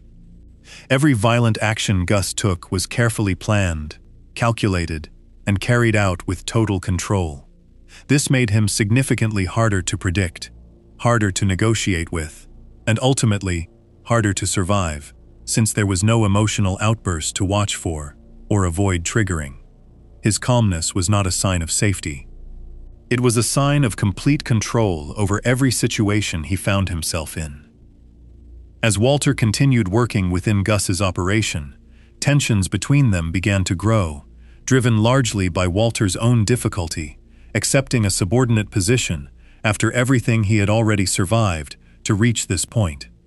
Walter was used to being the most capable person in almost any room he entered, at least in terms of chemistry knowledge, and having to answer to someone else, someone who held real power over his life and his family's safety, created constant friction beneath the surface of their arrangement. Gus, for his part, viewed Walter as a valuable asset, someone whose skill was worth protecting and using, but not someone he fully trusted or ever intended to treat as an equal partner. This underlying tension eventually grew into open conflict, especially once Walter began to suspect that Gus saw him as replaceable, someone who could eventually be discarded once his usefulness ran out. Gus had already shown, through his hiring of another skilled chemist named Gail Bodeker, that he was interested in training a potential replacement, someone who could eventually take over the actual cooking process if Walter ever became too difficult to manage or too much of a liability. This realization deeply threatened Walter, since his entire sense of value in this new world was built around being the only person capable of producing a product this precise and this pure. The conflict between Walter and Gus eventually escalated into a serious, dangerous struggle, one where each man attempted to outmaneuver the other while still maintaining an outward appearance of professionalism and control. Walter, aware that Gus could have him killed at almost any moment if he chose to, began working carefully and secretly to protect himself, understanding that direct confrontation with someone as calculated as Gus would likely end in his own death rather than any kind of victory. This period of the story shows Walter operating in a completely different way compared to his earlier encounters with men like Tuco. Where Tuco required quick thinking and a sudden show of force, Gus required patience, careful planning, and an ability to think several steps ahead, since any mistake made against someone this controlled and this dangerous could be fatal. Meanwhile, Gus's own history with Hector Salamanca had never fully resolved. The hatred stemming from Max's death years earlier remained a driving force behind many of Gus's private decisions, even while he continued running his legitimate restaurant business and his secret drug operation with the same calm, controlled demeanor he showed in every other part of his life. Over time, Gus arranged circumstances that left Hector permanently disabled, unable to speak or move on his own, confined to a wheelchair and dependent on a nursing facility for his care. Rather than simply killing Hector outright, Gus chose to let him live in this diminished state, a form of prolonged suffering that reflected just how deep and how patient his desire for revenge truly was. This decision to let Hector live, rather than eliminating him quickly, eventually became the exact opening Walter needed once his own conflict with Gus reached its most dangerous point. Understanding just how much hatred still existed between Gus and Hector, Walter found a way to use that hatred as a weapon, convincing Hector, through a series of careful and manipulative signals, to become the tool through which Gus could finally be eliminated. Hector, unable to speak, but still fully aware of everything happening around him, agreed to help Walter carry out this plan, driven by his own long simmering desire for revenge against Gus, a man he despised as deeply as Gus despised him in return. The final confrontation between Gus and Hector took place at the nursing facility where Hector lived, a place called Casa Tranquila. Gus arrived there personally, believing he had finally cornered and neutralized his oldest and most hated enemy, no longer seeing him as any kind of real threat given his physical condition. What Gus did not know was that a bomb had been secretly attached to Hector's wheelchair, rigged to detonate at exactly this moment. As Gus stood in front of him, confident and calm as always, Hector triggered the device, causing an explosion that killed both men at once, along with another person standing nearby. The image of Gus in the final moments after that explosion has become one of the most recognizable and unsettling scenes connected to his character. Despite half of his face being destroyed by the blast, Gus stood up, straightened his tie with careful precision, and walked calmly out of the room before finally collapsing. Even in the last seconds of his life, severely injured beyond any hope of survival, Gus maintained the same composed, controlled image he had spent years building and protecting, refusing to show weakness or panic even in death.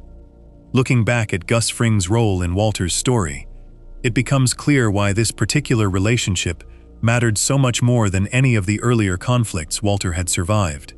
Gus represented something Walter had never encountered before, someone hiding an enormous criminal empire behind an entirely respectable public identity, someone capable of extreme violence, carried out with total calm and precision, rather than emotional outbursts.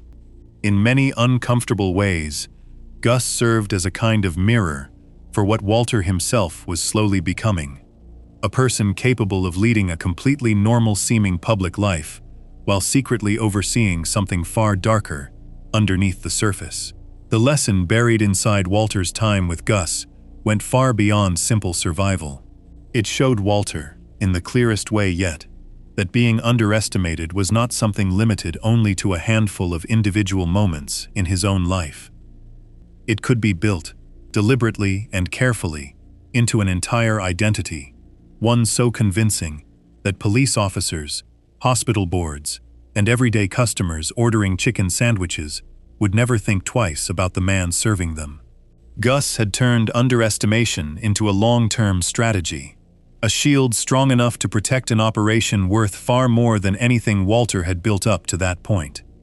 By the time Gus was gone, Walter had absorbed lessons from him that would go on to shape everything that happened next in his own rise within this world. He had learned patience. He had learned the value of careful, calculated planning over sudden emotional reactions. And perhaps most importantly, he had learned just how effective it could be to let the people around him keep underestimating him, right up until the exact moment that underestimation cost them everything. Before we move on, if you're enjoying this analysis, please consider subscribing. It helps the channel tremendously. What Walter did with those lessons, once Gus was no longer standing in his way, would soon reveal just how far he was now willing to go, and just how much of himself he was willing to trade away in order to finally stop being the man other people looked past. Section 7. I am the one who knocks. By this point in the story, Walter White had survived a cancer diagnosis, built a criminal partnership with a former student, cooked and sold an enormous amount of methamphetamine, and outlived 3 separate criminal figures who had all underestimated him in different ways. Somewhere across all of that, without any single dramatic turning point marking the exact moment, Walter had stopped being the same, quiet, unassuming man he had once been. He had grown more confident, more controlling, and far more comfortable operating inside a world built on danger and deception. This growing confidence eventually reached a boiling point in his own home, in front of the one person who had known him longer than almost anyone else, his wife, Skylar. For a long stretch of time, Skylar had no real idea what Walter was actually doing. She knew something was wrong. She knew he was disappearing for long stretches, coming home with unexplained injuries, acting strange and secretive in ways that did not match the man she had married. But she did not know the full truth, that her husband was manufacturing methamphetamine, that he had killed multiple people, or that the entire secretive, dangerous world she sensed circling her family was one Walter himself had built from the ground up. Piece by piece, though, that ignorance began to crack. The moment that finally forced everything into the open started with something small. A phone message Walter had left for Skylar earlier, one filled with strange, urgent emotion that she had originally misread as romantic. Listening back to it more carefully, she began to realize the message actually sounded like the words of a frightened man, someone afraid he might not make it home, not someone simply feeling affectionate toward his wife. This realization pushed her to start asking harder questions, questions she had been avoiding for a long time, about a man named Gail Boutiquer, a chemist who had recently been murdered, and about exactly who Walter had been working for, and what kind of danger that work actually put him in. Skylar confronted Walter directly about all of this, waking him up and pressing him with question after question. Was he in danger? Did he know anything about Gail's death? Was there a chance that whoever had killed Gail might come after Walter next? These were the kinds of questions any frightened spouse might ask if they suspected their partner was mixed up in something violent and criminal. And in Skylar's case, every one of those fears turned out to be grounded in something real, even if she still did not understand the full scope of what Walter had actually built. Walter's response to this confrontation marked one of the clearest, most direct moments in his entire story, where the transformation he had gone through finally became impossible to hide or soften. Rather than reassuring Skylar, rather than trying to calm her fears the way a frightened, cornered man typically would, Walter turned the conversation completely around. He told her, with an intensity she had never heard from him before, that she was wrong to think of him as someone in danger. He explained, in blunt and forceful terms, that he was the one people needed to be afraid of, not the other way around. He pointed out that men who end up murdered in this world are usually the ones caught off guard, the ones who open their door without knowing who is on the other side. He was not that kind of man anymore. He described himself instead as the one causing that kind of danger for other people, the one arriving at other people's doors rather than waiting nervously behind his own. This moment landed on Skylar like a physical blow. Up until this point, despite everything strange and frightening she had noticed building around her husband, some small part of her still clung to the idea that the man she married, the quiet, careful chemistry teacher, was still in there somewhere, simply caught up in circumstances beyond his control. Hearing him describe himself this way, with this kind of chilling confidence, stripped that comforting idea away completely. She was no longer looking at a frightened man trying to survive a dangerous situation he had stumbled into by accident. She was looking at someone who had fully accepted, and in some strange way, embraced, the position of power and danger he now held. What made this moment even more unsettling was the specific detail Walter used to justify his own importance. He told Skylar that the business he was involved in was large enough that it could rival a company listed on a major stock exchange, and that if he simply stopped showing up to work, the entire operation would collapse without him. This was not simply a man defending himself out of fear. This was a man taking visible pride in how essential he had become to something enormous, something built entirely around his own unique skill. The quiet, overlooked chemistry teacher, who had once wiped down cars for extra money, was now describing himself as the single point holding together an operation worth an amount of money he claimed Skylar would not even believe if he told her. Skylar's reaction to hearing all of this was not simple fear, though fear was certainly part of it. It was also a kind of profound realization that the man standing in front of her, the father of her children, was someone she genuinely no longer recognized. She had married a careful, cautious, somewhat awkward man who avoided confrontation and rarely raised his voice. The person speaking to her now carried himself with a completely different energy, cold, controlled, and unmistakably proud of the power he now held over a dangerous criminal operation. Rather than staying to argue further, Skylar chose to leave the house entirely, taking their infant daughter Holly with her, needing space and time away from a man who had just revealed a side of himself she had never fully understood existed. This entire exchange represents an important shift in how Walter's transformation is understood across his story. Up until this moment, most of Walter's dangerous decisions could still be explained, at least partly, as desperate reactions to desperate circumstances. He killed Crazy 8 after being directly attacked. He used chemistry against Tuco only after being threatened and robbed. Even his early partnership with Jesse had been framed, at least in Walter's own mind, as a temporary solution to an urgent financial and medical crisis. This confrontation with Skylar stripped away much of that earlier framing. Walter was no longer simply reacting to threats forced upon him by other people. He was actively, confidently describing himself as the primary source of danger in his own story, someone who no longer needed to justify his actions through fear or desperation alone. It is worth remembering just how far this moment sat from where Walter's story had originally begun.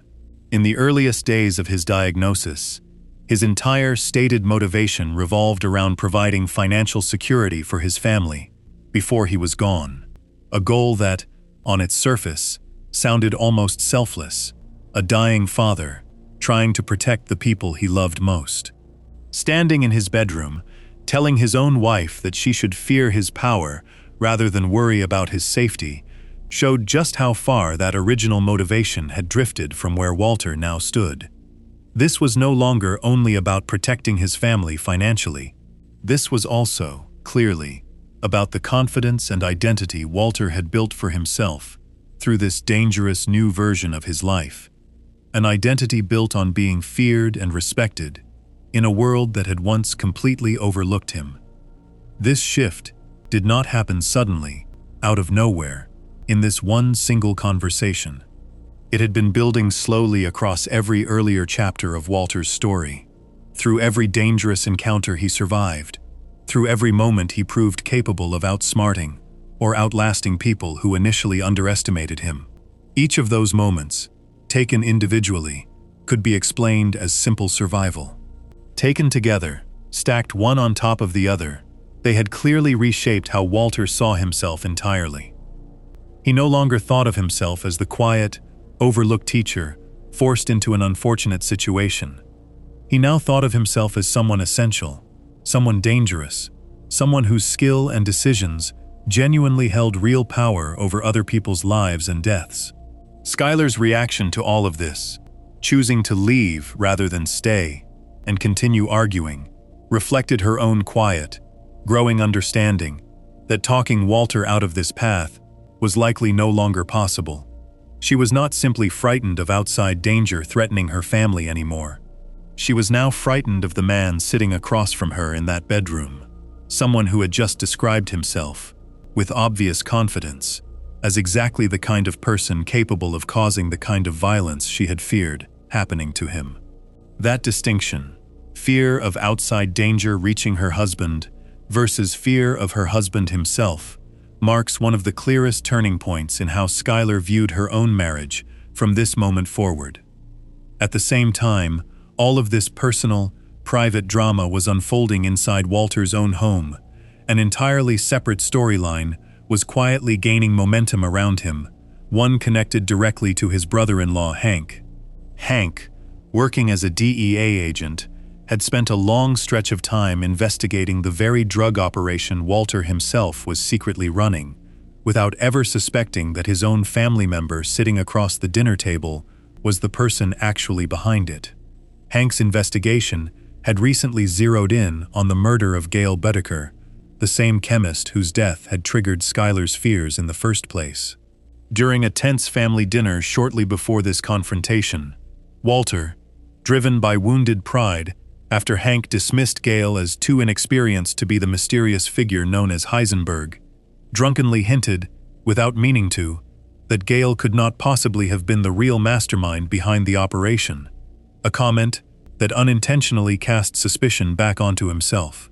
This detail matters because it shows just how much Walter's growing arrogance, the very same confidence on display in his confrontation with Skylar, was beginning to create real, tangible risks to his own safety, even as he insisted to Skylar that there was nothing to fear. His pride, his need to be seen as capable and important, even in a moment where staying quiet and unnoticed would have been far safer, was already starting to draw unwanted attention from Hank, the one person in Walter's life whose entire job revolved around catching people exactly like him. There is a particular kind of tension worth noting in how these two threads of Walter's story, his private confrontation with Skylar and his growing exposure to Hank's suspicion, unfolded during this same period. In one part of his life, Walter was demanding respect and fear from his own wife, insisting that she recognize just how powerful and dangerous he had become. In another part of his life, that very same growing confidence and pride was quietly putting him at greater risk of being caught by law enforcement, specifically by a family member who had no idea just how close he already was to uncovering the truth. Walter's need to be seen, to finally matter, to no longer be the man people overlooked, was beginning to work directly against the careful, controlled discipline that had helped him survive up to this point. Later that same day, after Skylar had left the house with Holly, Walter went alone to complete an entirely different transaction, one that reflected just how far his financial situation had shifted since the early days of his diagnosis. He had arranged to purchase the very same car wash, where he had once worked long shifts, wiping down strangers' cars for extra money.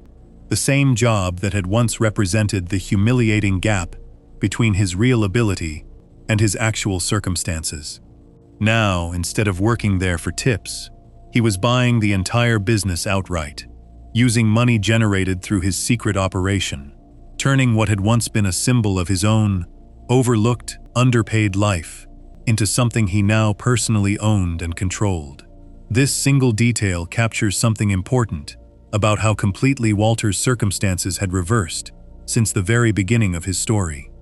The car wash, once a place where teenage customers and passing coworkers barely noticed the quiet, aging man cleaning their windshields, was now becoming his own property, purchased with money earned through a criminal empire he had built almost entirely on the back of skills nobody had ever properly valued in him before.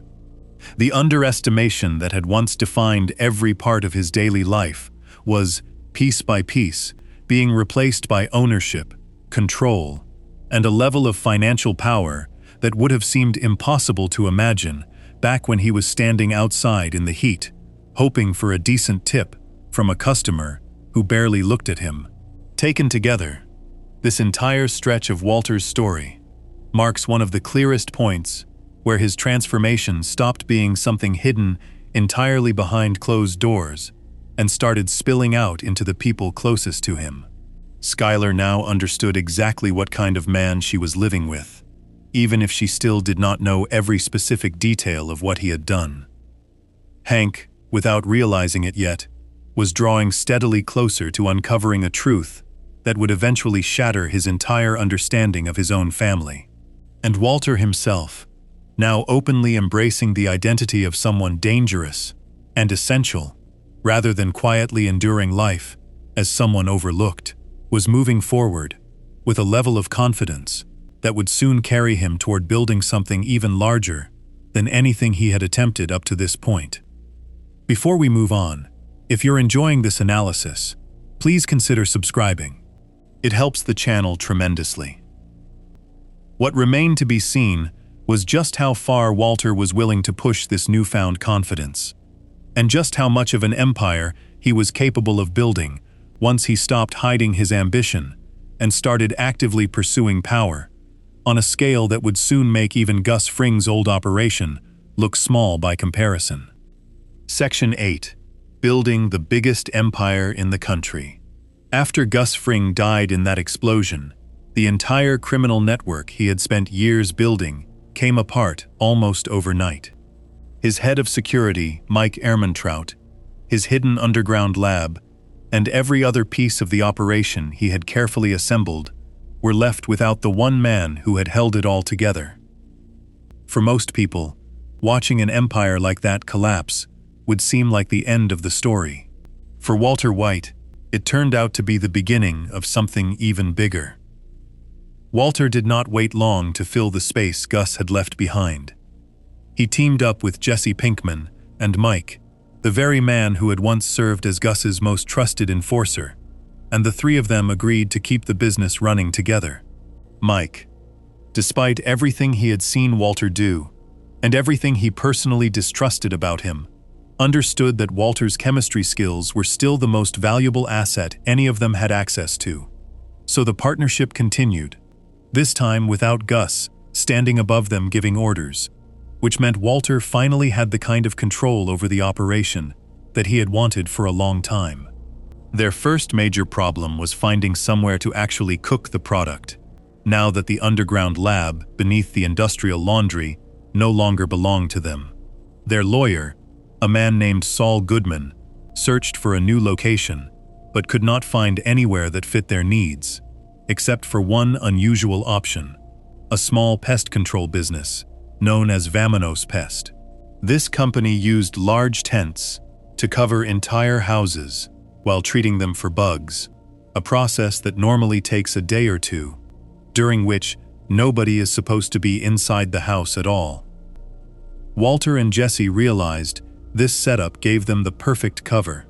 They could set up a mobile lab, cook inside these tented, empty houses, and move on to a different location every time, making it far harder for anyone watching from the outside to ever pin down where the actual production was happening.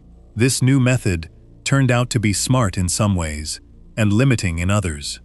Cooking inside a rotating set of temporary houses meant they produced somewhat less product per session compared to what the underground superlab had allowed under Gus.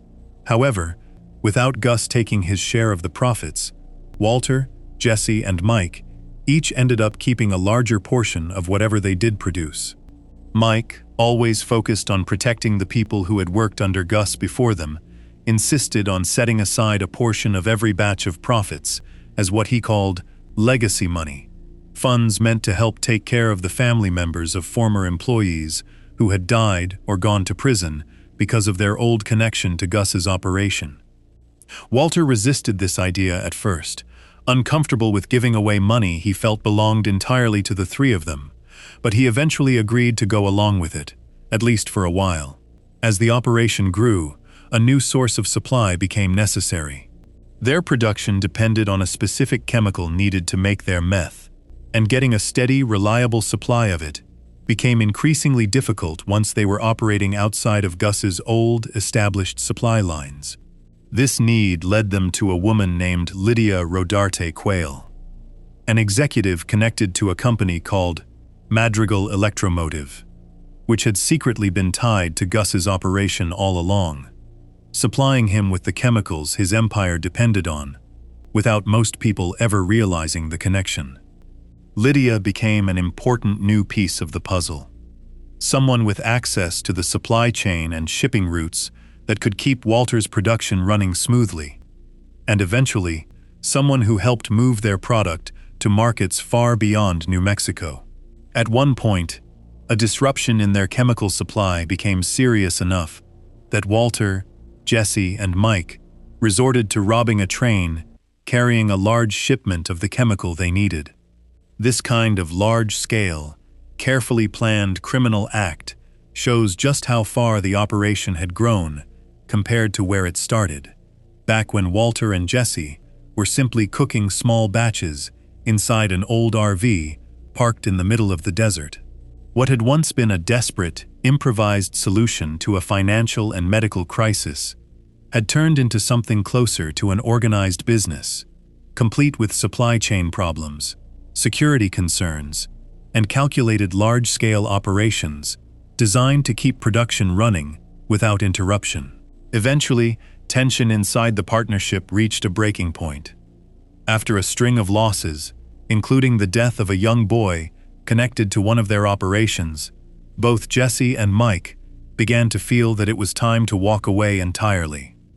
They arranged to sell their portion of the business, including their share of the chemical they still had stored, to a rival named Declan, a competing meth producer and distributor based out of Phoenix, Arizona. This deal was meant to give both of them a clean exit, a way to take a large payout and step away from the business for good, free of the ongoing danger that came with staying involved. Walter, however, was not ready to let go. Rather than accepting the deal that Jesse and Mike had arranged, Walter fought to keep his hold over the operation, eventually convincing Declan to let him and his remaining resources stay involved, rather than simply buying everyone out and taking over completely on his own. This moment reveals something important about how far Walter's motivations had shifted since the earliest days of his diagnosis. His original goal had been to earn enough money to secure his family's future before he died. By this point in his story, holding on to power and control over the business itself had become just as important to him as the money it generated, if not more important. The tension between Walter and Mike grew serious enough that it eventually turned violent. During an argument over what Mike still owed him in terms of trust and information, Walter shot and killed Mike, an act that removed one of the last people still willing to challenge or restrain his decisions within the business. With Mike gone, Walter became the sole person in charge of the entire operation, no longer answerable to a partner who had once served as a stabilizing, more cautious presence within the group. From this point forward, Walter's operation expanded in ways that went far beyond anything he had built during his time working under Gus. Using the pest control company as his mobile lab, and now working alongside a young man named Todd Alquist, who had originally worked as a regular employee at Vamanos Pest before becoming personally involved in the actual cooking process, Walter continued producing large batches of his signature blue-colored product. Lydia arranged for this product to be shipped internationally, packed inside oil drums labeled to disguise their true contents, sent overseas through Madrigal's shipping connections, and eventually sold as far away as the Czech Republic in Europe. Meanwhile, closer to home, Declan's crew handled distribution across Arizona, giving Walter's product reach across an enormous geographic area that stretched well beyond the local New Mexico market he had originally started in. This period marks the true peak of Walter's rise within the drug trade. After both Mike's death and a string of violent prison killings eliminated the last remaining connections to Gus's old operation, law enforcement officials lost the trail of Heisenberg entirely, unaware of just how large and far-reaching the business built in his name had actually become. For roughly 3 months, Walter's operation ran without any serious threat of being caught, generating tens of millions of dollars during that short stretch of time alone. According to details later confirmed within the story itself, this made Walter's operation the largest methamphetamine empire the country had ever seen, surpassing not only Gus Fring's old network, but also the larger cartel operations that had once controlled much of the regional drug trade before either Gus or Walter ever entered the picture. It is worth pausing on just how enormous this shift actually was, when measured against where Walter's story began. This was a man who had once struggled to cover his family's basic living expenses on a high school teacher's salary, supplementing his income with a second job, wiping down cars at a local car wash. Within the span of a few years, that same man had become the head of the single largest methamphetamine operation in the history of the United States, generating more money in a matter of months than he could have ever earned across decades of teaching and working a second job combined. The full scale of this success became visible in a very direct, striking way when Walter's wife Skylar decided to show him exactly how much money the operation had generated. Rather than simply telling him a number, she brought him to a storage unit and showed him an enormous pile of cash, stacks upon stacks of money, representing the true scale of everything he had built. Seeing that mountain of cash in person, more money than any family could possibly need or spend across multiple lifetimes, appears to have finally given Walter some sense of how far his original goal, simply earning enough to protect his family financially, had been left behind entirely. The amount of money in front of him no longer had anything to do with need. It had become something closer to proof, physical evidence of just how completely he had transformed from an overlooked, underpaid teacher into the most successful criminal operator the country had ever produced in this particular trade. Faced with that pile of cash, Walter made the decision to finally step back from the meth business, at least for a period of time. This decision did not come from fear of being caught, nor did it come from any renewed sense of caution. It came, at least based on how the moment unfolded, from a kind of quiet realization that the original goal motivating all of this, providing financial security for his family, had been thoroughly, completely accomplished, several times over, by an amount of money large enough that continuing to cook and sell meth no longer served any obvious practical purpose. Looking back across everything covered so far, Walter's journey from an underestimated high school chemistry teacher to the head of the largest meth empire in the country represents one of the most extreme transformations imaginable. Every single person who had once looked past him, his students, his co-workers, the customers at the car wash, even the criminals who initially tried to rob or threaten him, had failed to see what he was actually capable of. By this point in the story, that failure to see him clearly had cost nearly everyone involved dearly, whether through death, arrest, or simply being left behind entirely, as Walter built something larger than any of them had ever imagined. Before we move on, if you're enjoying this analysis, please consider subscribing. It helps the channel tremendously.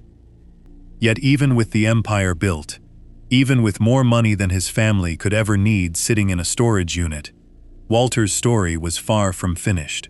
The very success that had finally given him the recognition and power he had spent so many years quietly craving was about to collide with consequences that had been building steadily in the background all along. Consequences involving the family he had originally claimed all of this was meant to protect in the first place. Section 9. Confronting the Schwartzes. By the time Walter White's story reached its final stretch, everything he had built had already begun falling apart. His identity as Heisenberg had become known to law enforcement. His family had turned against him, and he was living alone, hidden away in a remote cabin in New Hampshire, cut off from almost everyone he had once known. During this isolated period, sick and worn down from his cancer, Walter happened to see a television interview featuring his old friends Elliot and Gretchen Schwartz, the same two people who had once been his closest partners in building gray matter technologies decades earlier. In this interview, Elliot and Gretchen were being interviewed by a well-known television host about their company's success and its charitable work. During the conversation, the topic of Walter White came up, since his name had by now become connected to their history through news coverage of his identity as Heisenberg.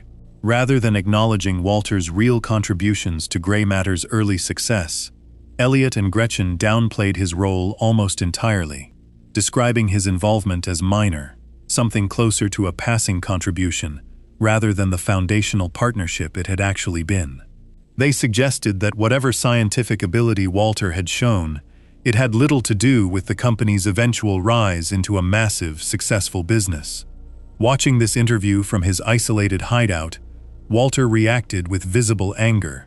This was, after everything else that had happened, one of the last remaining threads still connecting Walter to any sense of pride or legacy. His family had turned away from him. His name in public was now associated almost entirely with fear and criminal activity. The one thing left that still meant something to him was the idea that, at some point, decades earlier, he had helped build something real and lasting, even if he had since lost the wealth and success that eventually came from it. Watching Elliot and Gretchen minimize that role on national television in front of a wide audience pushed him past whatever exhaustion or resignation he had settled into during his time in hiding. This anger led Walter to abandon his original plan, which up until that point had been to surrender himself to law enforcement. He had actually been in the process of calling the authorities to give himself up when the interview came on. But seeing Elliot and Gretchen dismiss his contributions changed his mind entirely. Instead of surrendering, Walter fled the cabin, stole a car, and made his way back toward Albuquerque, driven now by a mix of motivations that included both revenge and one final attempt to make sure his family received the enormous amount of money he still had left over from his years running the meth business. Upon returning to New Mexico, Walter located Elliot and Gretchen's home by posing as a journalist working on a story about the couple, calling their office under this false identity to learn their new address. That night, after the couple returned home, Walter let himself into the house and confronted them directly, face to face, for the first time in years. This was not a friendly reunion between old friends catching up after a long absence.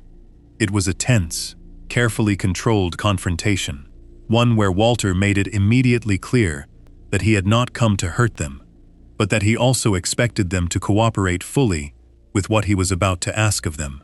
Walter had brought with him a large sum of money, over $9 million, the bulk of what remained from his meth business after years of building and then losing much of his empire. He explained to Elliot and Gretchen that he wanted this money placed into a trust for his son, Walter Jr., to be given to him once he turned 18 years old. Walter's own family, particularly his son, had grown to despise him because of everything he had done, which meant Walter himself could not simply hand this money over directly without it likely being rejected outright or seized by law enforcement as illegal drug proceeds. He needed a way to launder this money through people his son might actually trust enough to accept it from, and Elliot and Gretchen, despite everything, still carried a public reputation as respected, legitimate business figures. At first, Elliot and Gretchen appeared reluctant to go along with this plan, agreeing only in a hesitant, unconvincing way that made it clear they had no real intention of following through once Walter left the house. Sensing this, Walter took a more forceful approach to guarantee their cooperation. He gestured toward the large window in their home, and in that moment, two small red dots appeared on Gretchen and Elliot's chests, the unmistakable mark of a sniper's laser sight. Walter explained that he had hired two skilled hitmen, describing them as some of the most capable people available in that part of the country, and warned the couple that these hired men would be watching them going forward. If the money was not placed properly into the trust for his son, or if either of them ever spent any part of it for themselves, Walter told them the consequences would be swift and permanent. This threat had the intended effect. Genuinely frightened, believing themselves to be under the watch of professional killers, capable of ending their lives without warning, Elliot and Gretchen agreed fully to Walter's demands, this time with clear sincerity, rather than the hollow agreement they had offered moments earlier. Walter then left the house, satisfied that his final piece of unfinished business, ensuring his son eventually received the money regardless of how the rest of his own life played out, had now been secured through fear rather than trust or goodwill. The true nature of those hired hitmen revealed something important about how far Walter's methods had evolved by this point in his story. Relying now on manipulation and psychological pressure rather than actual violence to get what he wanted. Down the street from the Schwartz house, Walter picked up the two men responsible for those laser dots, and they turned out to be two familiar, far less intimidating figures from Walter's past. A young man named Skinny Pete and another named Badger, both of whom had appeared throughout earlier parts of his story in relatively minor roles connected to Jesse Pinkman. Rather than actual assassins, these were simply two ordinary young men Walter had hired to stand outside the house, holding basic laser pointers, creating the illusion of professional snipers without any real weapons or lethal capability behind the threat at all. This detail matters a great deal in understanding exactly how Walter chose to handle this final confrontation. He did not actually threaten Elliot and Gretchen's lives through real violence. He created the appearance of a threat convincing enough to guarantee their compliance, relying entirely on fear and performance, rather than genuine harm. This mirrors, in a strange way, much of what had defined Walter's entire journey throughout his story, using intelligence, planning, and psychological manipulation to control situations and people, often without needing to resort to the kind of raw violence that men like Tuco or even Gus Fring had relied on more directly. There is also something worth noting about the specific choice to involve Skinny Pete and Badger in this plan. These were two characters who had largely faded into the background of Walter's story in its later stages. Ordinary, low-level figures from Jesse's world who had little direct involvement in the larger, more dangerous parts of the meth empire Walter eventually built. Bringing them back into his story for this one final task, paying them well for their help, gave Walter's ending one last connection to the earlier, more human-scale version of his criminal life, long before it grew into something as massive and violent as it eventually became. Skinny Pete himself later expressed some discomfort with the plan, mentioning that the whole situation felt questionable in terms of right and wrong. Despite this hesitation, both he and Badger agreed to go along with it, in large part because Walter paid them generously for their time and cooperation. This small detail reflects something that had remained fairly consistent throughout much of Walter's later story: his continued ability to secure loyalty and cooperation from people around him simply by offering enough money to outweigh whatever moral doubts they might otherwise have felt about getting involved. Before leaving the two of them that night, Walter asked one final question that ended up carrying much larger consequences for the rest of his story. He asked Skinny Pete and Badger whether his old product, the blue-tinted methamphetamine he had once been famous for producing, was still being sold anywhere. Their answer confirmed that it was, still circulating, and still recognized for its distinct, unusually high quality.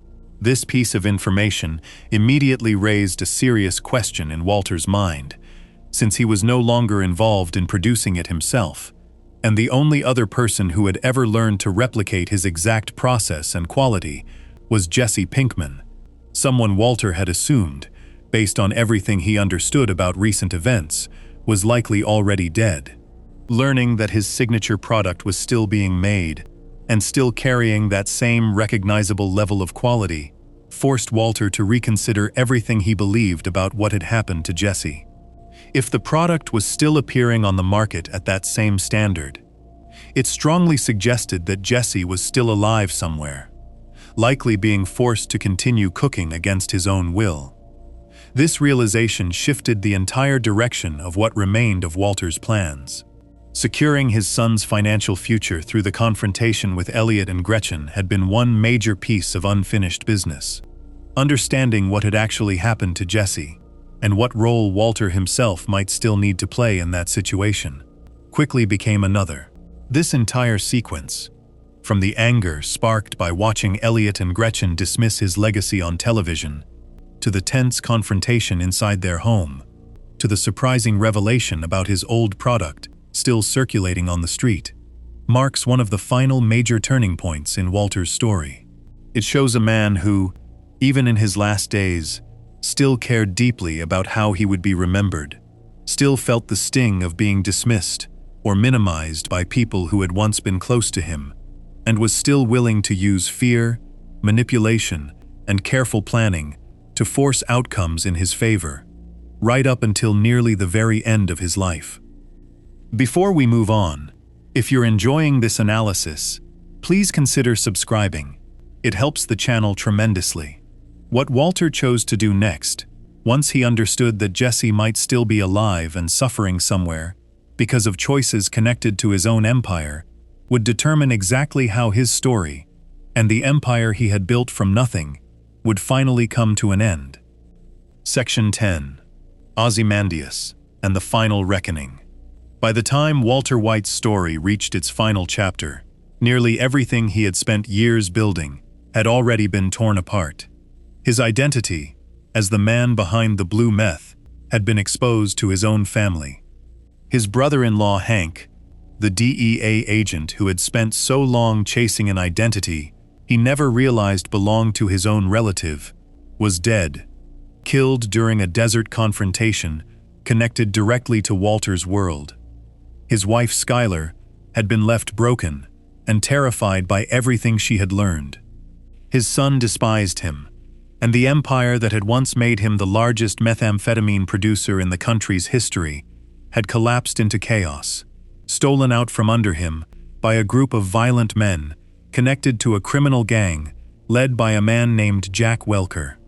After confronting Elliot and Gretchen Schwartz, and securing a plan to eventually pass his remaining money to his son, Walter learned something that changed the direction of everything that followed. His former partner Jesse Pinkman, the same young man Walter had first approached years earlier after spotting him on the evening news, was still alive. Jesse had not died, as Walter had assumed. Instead, he was being held prisoner by Jack Welker's gang, forced against his will to continue cooking methamphetamine using Walter's own methods, kept alive only because his skill and knowledge made him useful to the very men who had taken over the business Walter once controlled. This discovery pushed Walter into planning one final, carefully calculated move. He purchased a powerful machine gun, the kind of weapon capable of firing rapidly and causing enormous damage in a short amount of time. Rather than carrying it directly, Walter rigged the weapon inside the trunk of the car he was now driving, connecting it to a mechanism that could be triggered remotely using something as simple as a car's remote unlock button. This setup allowed him to bring an enormous amount of firepower into a dangerous situation without needing to hold or aim the weapon himself in the moment it was actually needed. Before heading toward his final confrontation, Walter also retrieved a small vial of a deadly poison called ricin, a substance that had been quietly present throughout much of his story, mentioned and referenced at various points, without ever being fully used. He also arranged a meeting with Lydia Rodarte Quayle and Todd Alquist, the same Todd who had become deeply involved in cooking meth after Walter's original departure from the business. During this meeting, held inside a coffee shop, Walter used the ricin to poison Lydia's tea, ensuring that she too would not survive much longer, closing off yet another thread connected to the business that had once made him wealthy and powerful. With these preparations complete, Walter made his way to the remote property where Jack Welker's gang was based, the same place where Jesse was being held and forced to cook. Upon arriving, Walter did not immediately reveal his true intentions. Instead, he presented himself to Jack and his men as someone hoping to negotiate a deal, claiming that he had come to discuss a new formula for producing meth without needing one of the chemicals their operation depended on. This was, in reality, a cover story designed to buy Walter enough time to set his actual plan into motion. During this tense meeting, Walter cleverly planted doubt in Jack's mind by pointing out that the meth still being sold under his old blue label could not have been produced correctly without someone possessing real chemistry expertise involved, strongly implying that Jesse must still be alive and actively working for the gang, a fact Jack had not openly admitted. This moment revealed, once again, just how far Walter's ability to manipulate and read a room had developed. Even standing inside a dangerous compound, controlled by violent, unpredictable men, he was still using careful, calculated conversation to control the situation rather than relying purely on force. At the right moment, Walter triggered the hidden machine gun, using the remote device disguised as a car key.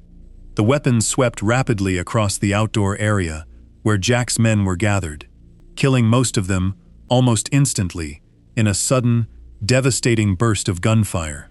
Walter himself was also struck during this attack, wounded seriously enough that it became clear, almost immediately, that his own life was now coming to an end as well, whether through the injury itself or through the cancer that had already been slowly killing him for years.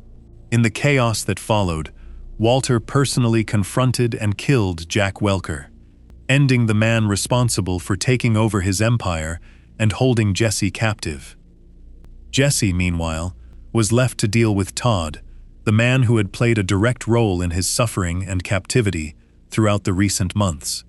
Jesse strangled Todd using the chain that had been used to restrain him, a final, personal act of revenge against the person most directly responsible for his prolonged torment. Once the violence ended, Walter approached Jesse and, in a moment carrying enormous weight, given everything the two of them had been through together since that very first meeting years earlier, slid a gun toward him and told Jesse that he wanted him to be the one to end his life. Jesse, seeing that Walter was already severely wounded and recognizing this request as one final attempt by Walter to control even the manner of his own death, refused. Rather than following through, Jesse chose to leave Walter's fate in his own hands, walking away and finally escaping the compound in a stolen car, driving off into the night, showing an overwhelming mix of emotions after months of captivity and suffering. Before this final confrontation, Walter had also made one last visit to Skylar, sneaking into her small, cramped new apartment, where she now lived a quiet, difficult life, working as a taxi dispatcher, a dramatic drop from the life she had once known.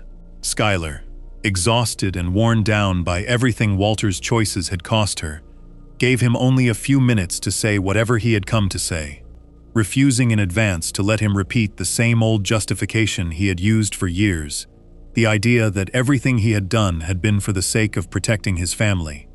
In this final conversation, Walter finally abandoned that justification completely. Rather than insisting once again that his family's financial security had been his true motivation all along, he admitted the truth plainly to Skylar. He told her that he had done all of it for himself, that he had genuinely enjoyed the process, that he had been good at it, and that doing it had made him feel, for the first time in a very long time, truly alive. This admission stripped away years of justification Walter had clung to throughout his entire transformation. The cancer diagnosis had started this journey, but somewhere along the way, the real motivation had shifted into something far more personal, a need to finally feel capable, respected, and in control after decades of feeling overlooked and unimportant.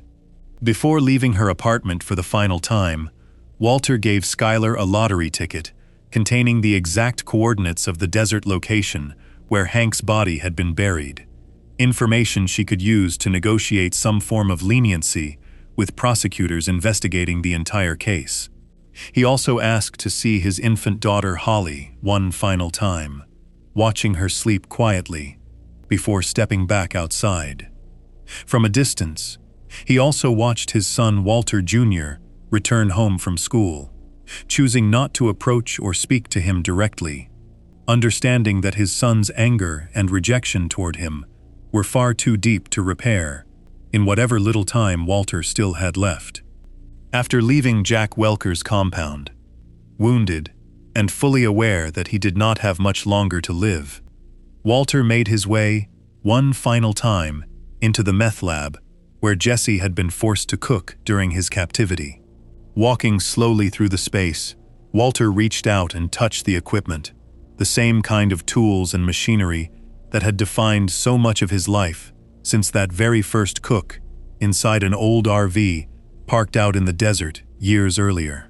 As police sirens grew closer in the distance, Walter collapsed onto the floor of the lab and died there, surrounded by the very equipment that had first given him a taste of being truly skilled and truly seen.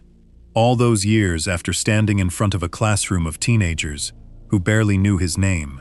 Looking back across the full arc of Walter White's story, from a quiet, overqualified chemistry teacher wiping down cars for extra tips, to the head of the largest methamphetamine empire the country had ever seen, one thread runs consistently through every single chapter. Nearly everyone who crossed paths with Walter White made the same fundamental mistake, assuming that his quiet, unremarkable appearance reflected the full truth of who he actually was. His students underestimated him. His co-workers underestimated him. Early criminals like Emilio, Crazy 8, and Tuco underestimated him. Even someone as careful and controlled as Gus Fring eventually underestimated exactly how far Walter was willing to go once pushed into a corner. Time after time, that underestimation came at an enormous cost to the people who made it. Yet Walter's own story also reveals the other side of that same lesson. The danger of building an entire identity around proving other people wrong. What began as a genuine, understandable fear about providing for his family after a devastating diagnosis slowly transformed into something driven far more by pride, control, and a hunger to finally be recognized as exceptional. By the time he stood in that meth lab for the final time, the money he had originally set out to earn had long since become secondary to the identity he had built for himself along the way.